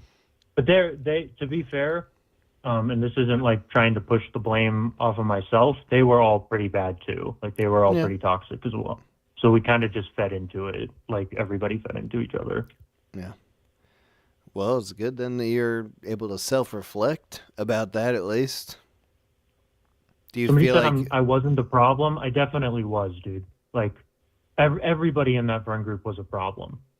Sorry. did I have those the chat people open. are you just out of contact with them now? Did they have Yeah, similar they don't talk to me feelings? anymore. But they didn't And have I their don't own really reflections. I wouldn't want to talk to them either. Okay, it's just a bygone era. It's gone. Yeah. Yep. Okay. That happens. That is a good humbling experience, though, to have like a group of friends. And they probably felt like incredibly important to you at the time. I would assume. Yeah, they were my whole life, especially my girlfriend. She was everything. And that's a regret I carry with me day to day, you know. I still haven't forgiven myself for that, I guess. You still want to get back together? No, absolutely not. I think she's getting married soon, actually. Oh, whoa. Whoa. You cool with that? You cool with that? Does that suck? Yeah, I don't care. Okay, good. I don't care. Good. She's I don't even talk to her anymore. She's, you know, we're completely different people. So the person I have in my head isn't the person that's alive in reality, you know? Yeah, I don't talk to my exes, but if I It's probably a good thing. found out one of them was getting married, I would probably feel some sort of way about it. Yeah, you probably write them a letter on stream. I don't know Yeah, what you're not you're the referring sanest guy to. either. All right, well, whatever, dude. We all gotta be humble in our own ways here. Yeah, well, I agree. would say that I had, you know, maybe not the same situation, but similar situation. I think probably a lot of people had that, where it's like you're getting out of high school phase, being a very tight-knit, close friend group, and then having that all blow up after a few years because it's an emotionally volatile time, being like 18 to 24. Yeah, I think we aren't really taught how to have healthy relationships, at least when I was growing up. I would hope that we're getting better with it, but I don't know. No, I don't know. I'm not. Yeah, I try to be hopeful, but I think the reality is things mostly stay the same. Yeah, so what do you got? What's the future plan here? Go to school, hang out, be a good person. Yeah. Well, that's good. Yeah. Seems better than the alternative. Become a heroin junkie and die. Yeah, I think I probably, if I had like stayed on that path, you know, I think I probably would have eventually started stabbing people. Like I probably would have started my family. Do you have weird, fucked up thoughts a lot, and you just don't talk about them? Like what? You know, like I have violent thoughts a lot. Oh yeah. Yeah. I mean, hey. I think that's kind of normal. Just like violent fantasies, you know. Yeah, exactly. But you would never obviously do them. You're just you just think about like breaking into the infant ward and with a sledgehammer and just going to freaking town, you know. That's not my particular violent fantasy. That's a new one for me. Do you have a specific one? Because mine tend to just kind of be all over the place. Mine are just, about people who have wronged me either in real life or in my imagination. Yeah. So that's pretty common for me too. Yeah, I can imagine a very complex scenario of violently getting retribution on a person who has not actually wronged me in real life, but I've imagined that they have wronged me. You know, I could think about that for like an hour. What's the worst thing somebody has done to you in your own head? That's far too personal. I'm afraid I cannot. That's fair enough. I cannot explain those inner workings. But hey, man, it was great talking to you. Thanks for calling in. Yeah, you too. You have a great day. You too. Call from Jack. Jack. Hey, how's it going, Minute? Good, dude. How are you? I'm doing all right. I was a little bummed out. I missed your last show, man, but I made it on this time. You wanted to talk conspiracies? I have an interesting one, sure. I was actually driving, so I don't even know what the topic is for this one. It's humility. It's being humble. We're talking about times that you were wrong. Oh, fuck, man. You don't want to talk about that. Not really. I mean, I probably could think of some good ones, but I mean, can we do conspiracies? And then if that gets too politically incorrect, I'll switch over to why I'm wrong about my conspiracies. Yeah. All right. Let's start with your conspiracy. Well, I mean, you doing all right, man? How you been? I'm good. I'm fine. Well, yeah. I'm having a great time. All right. You seem like you were pretty hyped for the fucking conspiracy episode. I was like, God damn! I took a nap. I was Either way, I hyped. don't want to I was burn up super all hyped. your time. I'm on the tail end of this stream here. I'm really right now thinking about how badly I want to smoke a cigarette right now. So I'm fairly distracted, in all honesty. Okay, I'll try and make it quick, man, because I know that feeling. All right. But so I have this conspiracy that some of the mass shootings that happened were just like completely staged. Oh. Now, not staged as in like they didn't happen. Staged as in like some of these things just don't make sense. Some of these things just don't fucking add up. Like there was this one over in El Paso, and the guy bought an AK and took the fucker all the way to El Paso. Mind you, he didn't live in El Paso. He had to drive like 3 or 5 hours, some ridiculous amount of time to drive to El Paso to shoot up a Walmart in El Paso. And he only brought one magazine of ammunition to shoot the place up. And it's like, dude, hi. It's like, dude, do you know how many Walmarts he had to have passed going to El Paso to shoot up that fucking Walmart? Like, it just doesn't make sense. And then it was for some bullshit reason, like he just doesn't like Mexican people or just something dumb like that. And it's like, why would you only buy one fucking mag worth of ammo if you just want to like shoot some fucking people up? You know what I mean? Things like that. That's a good point. Don't make fucking... That's a good point. I mean, it's like if you were doing a local shooting, and then it's like you could give you the argument. It's like it was spur of the moment. It's like I only had the one mag, but I also only had to travel 2 minutes. So it's kind of just it was a snap decision. But it's like if I'm gonna drive several hours, well, it's like there clearly was a plan, but I just didn't plan to get as many bullets as possible. It doesn't make sense. Yeah, I mean, driving there for like 3 to 5 hours, you have to be thinking about like what you're gonna do. Like, okay, I'm gonna run in there, and this is what I'm gonna. Yeah, it's like at no point you thought, maybe I should get some more ammunition. Maybe that would be a better idea. Just so what weird. do you think? You think it's like fucking FBI? Like, what is it? What's the explanation? I don't know. I honestly don't know. I mean, yeah, you could go like the route of like, it's the goddamn liberals trying to take our gun rights away by doing all this bullshit. And It's like, I don't know. Just certain things don't add up. Like, I can't remember where the other one is. I want to say it was like Dallas, Fort Worth. It was like back in 2018 or some shit like that.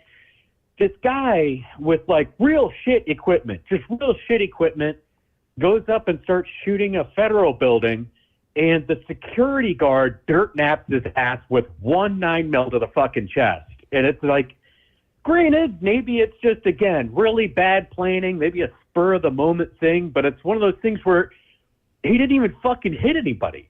Was that fat white guy like running away in the parking lot? Yeah, and they made all the memes of like you and the guy says, "Don't worry about it." It's the fucking security guard that capped him and shit. I'm kind of willing to believe, maybe I've been brainwashed by the memes, but I'm kind of willing to believe that guy was just incompetent. Because you gotta assume that some of these people who are gonna do mass shootings are just incompetent. And they're not good planners. Yeah, absolutely. But my biggest because he was armored up. He just had a horrible plan. He had like airsoft equipment on. Oh, like really? he didn't have real kit. He had shit he found at Walmart. Oh man, maybe he was like seriously ooh. dumb.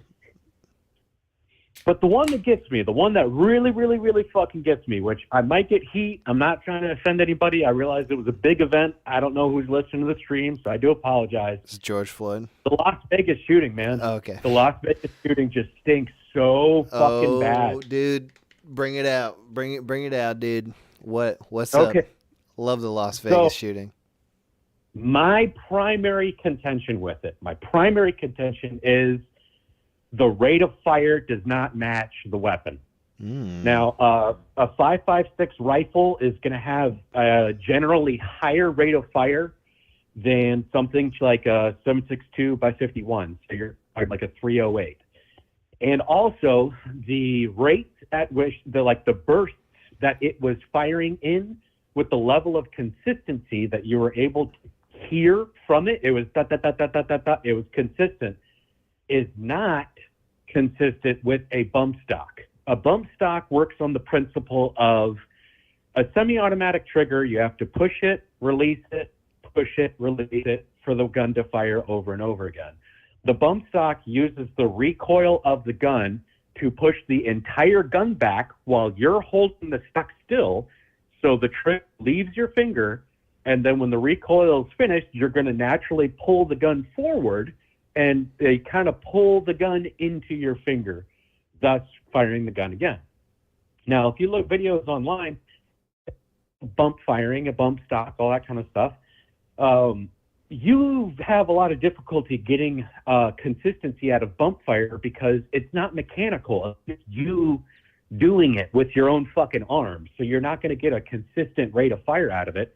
And it's really easy to make the gun fuck up because there's mechanisms inside of the gun that when the bolt comes back to pull the hammer down to cock it, the bolt goes forward, but the hammer needs to stay back. Otherwise, it won't have enough energy to detonate the cartridge. That will be called riding the bolt home with the hammer, which you can do if you're bump firing a weapon, because you're kind of trying to skip steps in the firing sequence or just speed it up too quickly that you can just make it fuck up. In all the recordings, you don't hear that happening. You don't hear like a da-da-da, because he's got an inconsistent rate of fire because he's not applying the same amount of pressure. So that is the big thing to me, is it's like the rate of fire of that weapon and how long those fire bursts are not consistent with a 5.56 rifle. To me, that sounds like a belt-fed 308. Okay, dude, you clearly know more about guns than I will ever know. So I'm not trying to question you here, but and I haven't seen these videos since they came out, but I do recall an inconsistent rate of fire. That's something I recall specifically about the sound of these videos. Is like it wasn't just a it was like a that's what I remember. But maybe did I misremember this? Is this? I don't know. I mean, the clips that I saw, it was just a consistent tut, but I haven't seen them all. I gotta rewatch I could be fucking wrong. What do I know? I gotta rewatch this shit. Even so, it's all fishy as hell. This one, they never. Huh? Like, why would he bring so many fucking rifles? Like, dude, honestly, you could bring one rifle with a fuckload of magazines and you're fine. Like, why bring so many guns? That doesn't make sense. They never, determined a motive or anything. They were just like, oh, well, it's just a crazy guy. Just decided to open fire. That's weird, isn't it? And it is weird. But, I don't know. I don't know what the the problem with all these is like I don't know what the goal is. Is it just like the idea of like they're trying to take the guns away? So like we need the bad gun events to happen, but it's like those happen naturally with just like gang violence and shit. Like people are killing each other with guns. Do we actually need to stage events? If anything, what would be my first inclinations is probably number one, keeping division amongst people, because it will be like the constant narrative of like the gun control advocates being like, see, this is why we need to take it away, and then the Second Amendment advocates that was the thing. That was like the thing with the Las Vegas shooting was like nobody cared. Nobody cared because it was like it was a country concert. It was like a bunch of white conservatives being killed. So everyone was like, "Oh wow, that's bad," but we don't actually care because like it wasn't really like the right demographic to be killed. Because like the people who are being killed are the people who we're against. So it's kind of like, I guess we'll just ignore this one generally. So that's what that's why that one's so weird to me personally, because it was like they were killing the wrong people if it was some sort of orchestrated event. Yeah, absolutely. But what does that mean? What does that mean? It could also be distraction, because I don't follow politics all that closely, just because I've kind of gotten to the point in my life now where I'm content with the fact that I'm a peasant. Like in history, in the grand scheme of history, I'm just a fucking peasant. Yeah. My vote doesn't fucking matter. My opinions don't fucking matter. Like I am at the mercy of the tides of history. What's going to happen is going to happen. Like, I don't know. So to me, it seems like it's also a good distraction, as it's like if you have the whole country looking one direction and being like, oh my God, this mass shooting. And then of course it's the same arguments. It's the same tweets. It's the same thoughts and prayers. And we need to change this, and rallies and protests and all this kind of bullshit. Is like, okay, well now let's go ahead and get this deal signed to $2 trillion that goes to our pocket. You know what I mean? If it was meant to be a distraction, I mean, like, think about, we are just going on. This has become Conspiracy Stream 2.0. We're not talking about humility at all. But think about if you remember like the Travis Scott concert Human Crush thing. Oh yeah. It felt to me like that was a bigger story that hit more news outlets for a longer period of time, and that was a complete accident and only a couple people died. Whereas like the Las Vegas thing was like the biggest mass shooting in the history of America. Like 600 people were injured, 100 people died.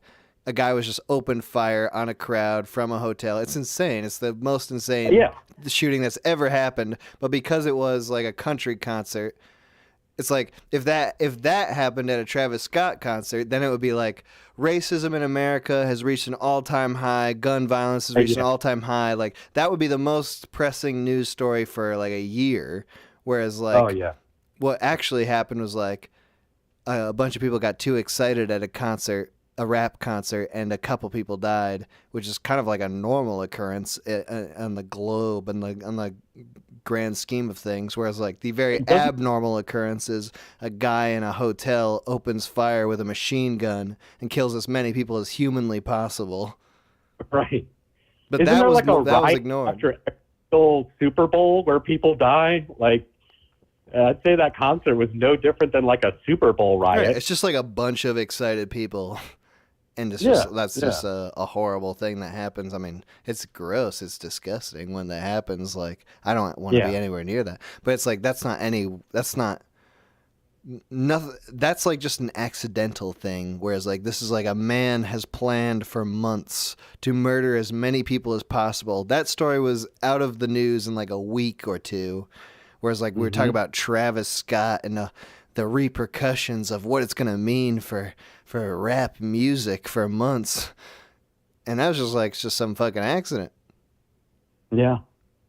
But so that's the thing of what I think of is like, if it was some sort of orchestrated event and it was meant to cause distraction or whatever, then they picked the wrong target because nobody gave a shit. So that's what makes me Yeah. think it wasn't that, because like these people are smart enough to know who they got to kill to make the public care. Right. Right. Exactly. Unless it was like a double George agent. Floyd. Yeah, George Floyd, dude. They pumped him full of fentanyl. The feds, dude.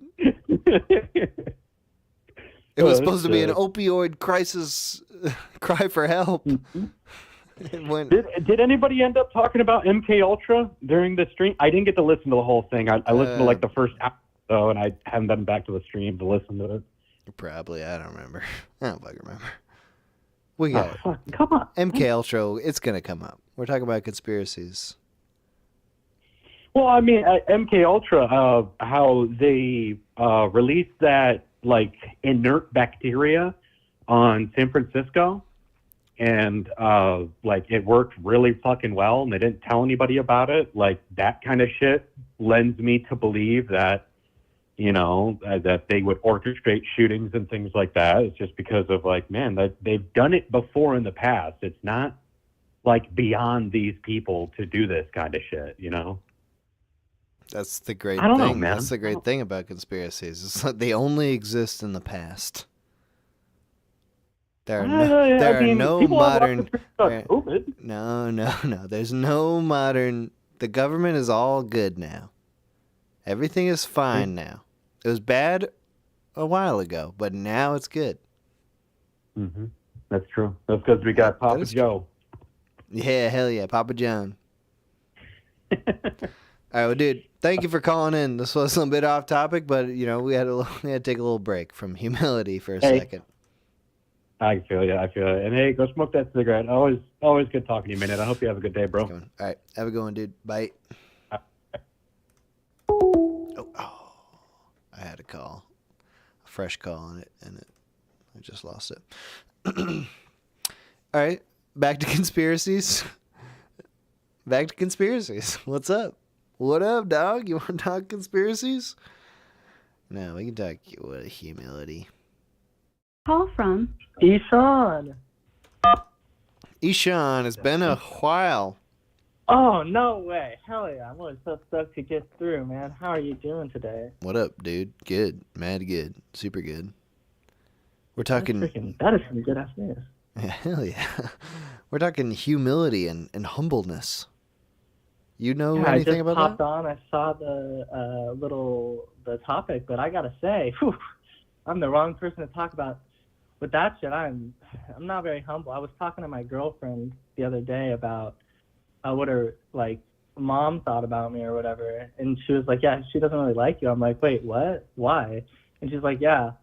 So her mom's like Mexican and she doesn't speak English very well, so there's like a bit of a language barrier there. But she was trying to explain it to me, and basically she was just saying like in like Spanish that I was like very arrogant or like pompous or something like that. And then she's like, "But what's the word?" And then I think the word she was trying to say is what my girlfriend told me. She says, "I think the word she was trying to say is pretentious. She thinks you're really pretentious." And I was like, "Damn, ouchie mama." But yeah, it's true though.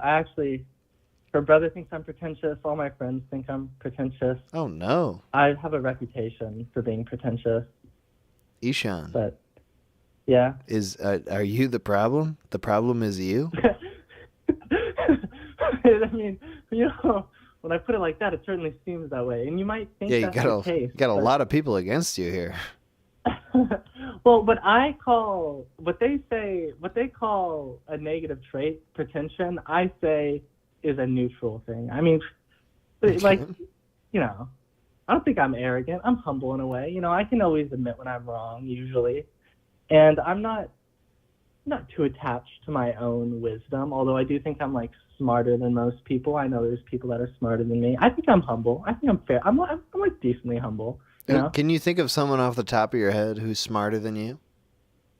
Maybe my girlfriend, honestly. Oh. She's pretty dang clever. Is she sitting next to you right now? No, I wish, dude. I wish. Dude, hell yeah. What would you be doing right now if she was right there, dude?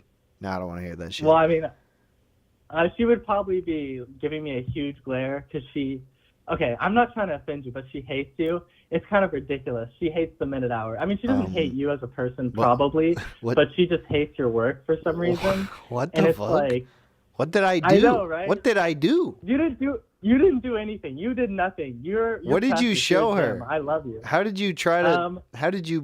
What did you show her? I don't This has remember got to what be bit your it fault, was, dude. But it was one bit or two. But the thing is, though, I think she just does it just to fuck with me. Because one time I showed her one of your other bits, probably like Code 7, right? And she That's was fun. like, "Oh, that was actually pretty funny." I think. Oh, good. Like the problem is when I first showed her your bits, I just like stared at her the whole time very expectantly, and I was like, you know, really like with my gaze, with the way I looked at her, I was really asking for a reaction. I was like, okay, I'm looking at you now. I'm expecting something. React. You know, and I was like, oh, just putting it on the spot. She can really enjoy it. So it was your fault. It was my fault, basically. Yeah. Thank God. She likes Code 7, though. I think Code 7 is a good one. Thank you. Anyways, though, tell me about yourself. Do you think? Well, I mean, let's just say, I mean, I think this information that I just got kind of reconfigured my opinion. I think probably your girlfriend and her family is wrong. I think you probably are a little. You're just, you know, smarter and cooler than them, and they just don't get it. They don't get it. Oh, yeah. Sad. Seriously, they don't get it, though. right? It's sad, you know. Some people, they just go through the whole life. They don't even understand the minute hour. They Yeah, think I know. that And they it's think the not- minute it's hour not is bad. that I'm- Right? It's not that I'm pretentious, you know. It's just I can see things a little more clearly than they can, you know. Yeah, It's not their fault. It's not my fault, but You guys ever get into like? Do you get into it with the fam? You ever like you know, like have a hill that you're dying on? no, not really. I mean, I've been around her family a lot, but her family's like not super sociable. Like they're not super social, so I think they just haven't gotten to know me enough yet. Like they don't really know me. Because one of the things that her mom said was like when I was with her, like last time I was there, I was just like really quiet because I was like tired. It was like late or something, and she was like, I just seemed really quiet and stuff. And I'm like, huh. That happens. My girlfriend was like, you're usually the life of the party and stuff. You say a lot, so like when you're quiet, you just seem pretentious for some reason. But then when I talk, I'm also pretentious. I don't know. That's a double-edged sword. Yeah. No matter what you do, I you guess I should sound stop wearing pretentious. glasses. All right, how long you been dating? Oh yeah. So did I ever talk to you about my love life at all? I feel like I've mentioned it at points, but I don't know. We Last talked time I about was on the some phone with sort you, of I feel like I thing. probably talked about it. Well, the last one I remember was the composing an email to my ex-girlfriend stream. You told me about a small lady who was obsessed with you or something.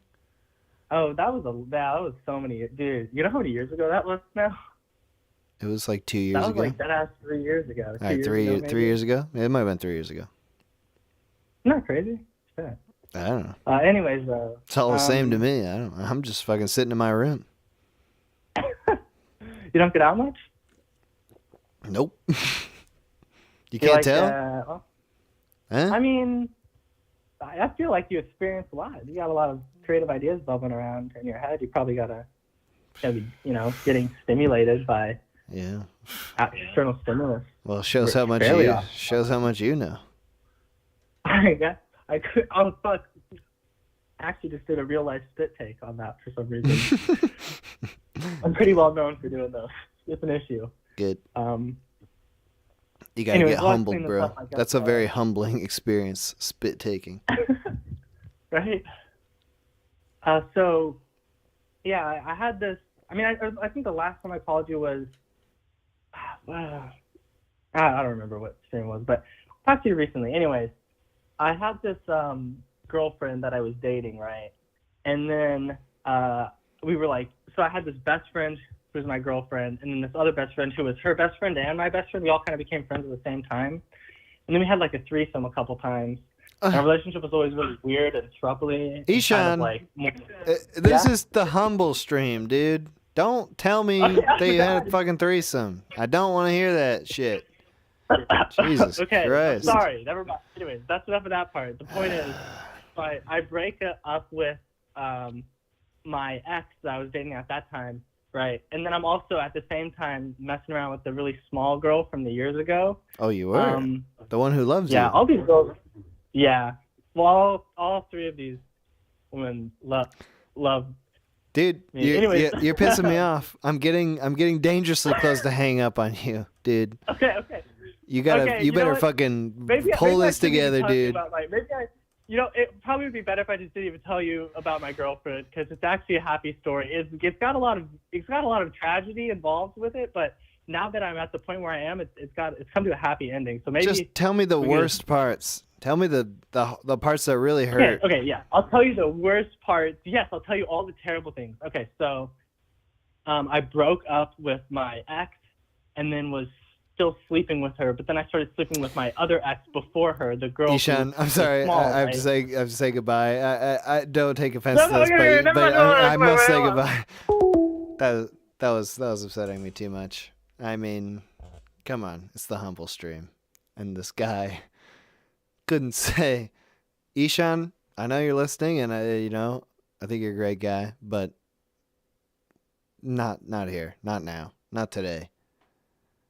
I broke up with my girlfriend, but we were still sleeping together, and also I was sleeping with this other. I'm so angry right now. Oh my god. Okay, that's the end of the show. We must stop right now. And thank you for listening, and goodbye. Forever? No, I'm just being dramatic, but goodbye for right now, because I've had enough.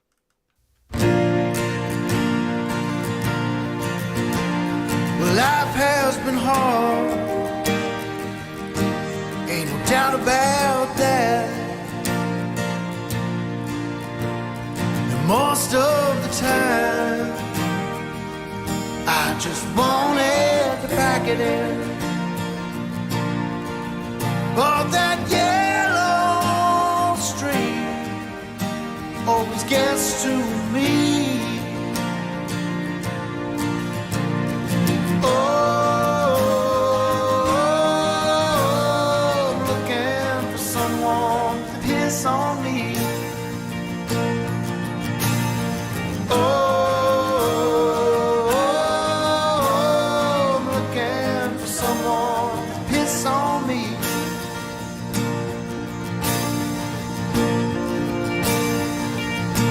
Well, a kiss leaves me cold. It does nothing for me. You can try all you want, but you better just let me be. 'Cause that yellow stream always gets to me. Oh, I'm looking for someone to piss on me. Oh, I'm looking for someone to piss on me. You can tell me your secrets,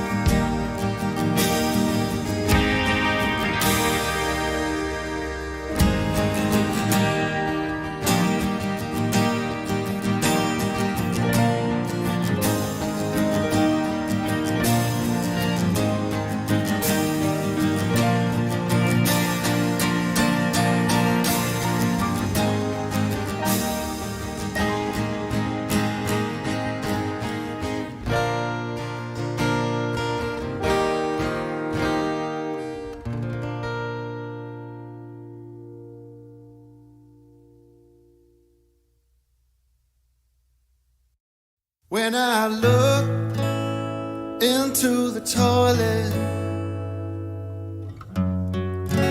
filled up to the brim, I wanna get down on my knees now and take that hot piss in.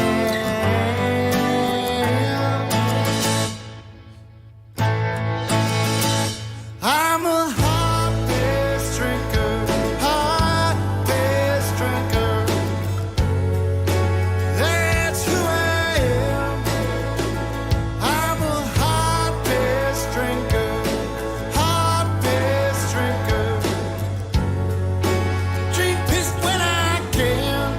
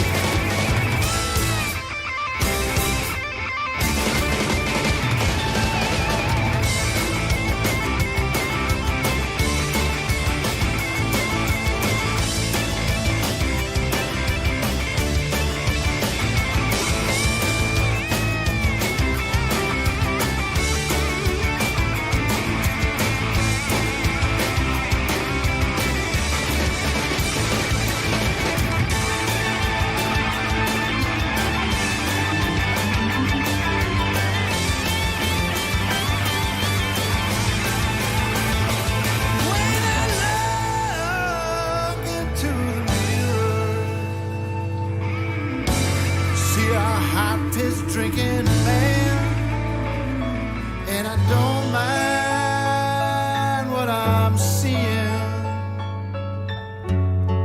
'cause that's just who I am.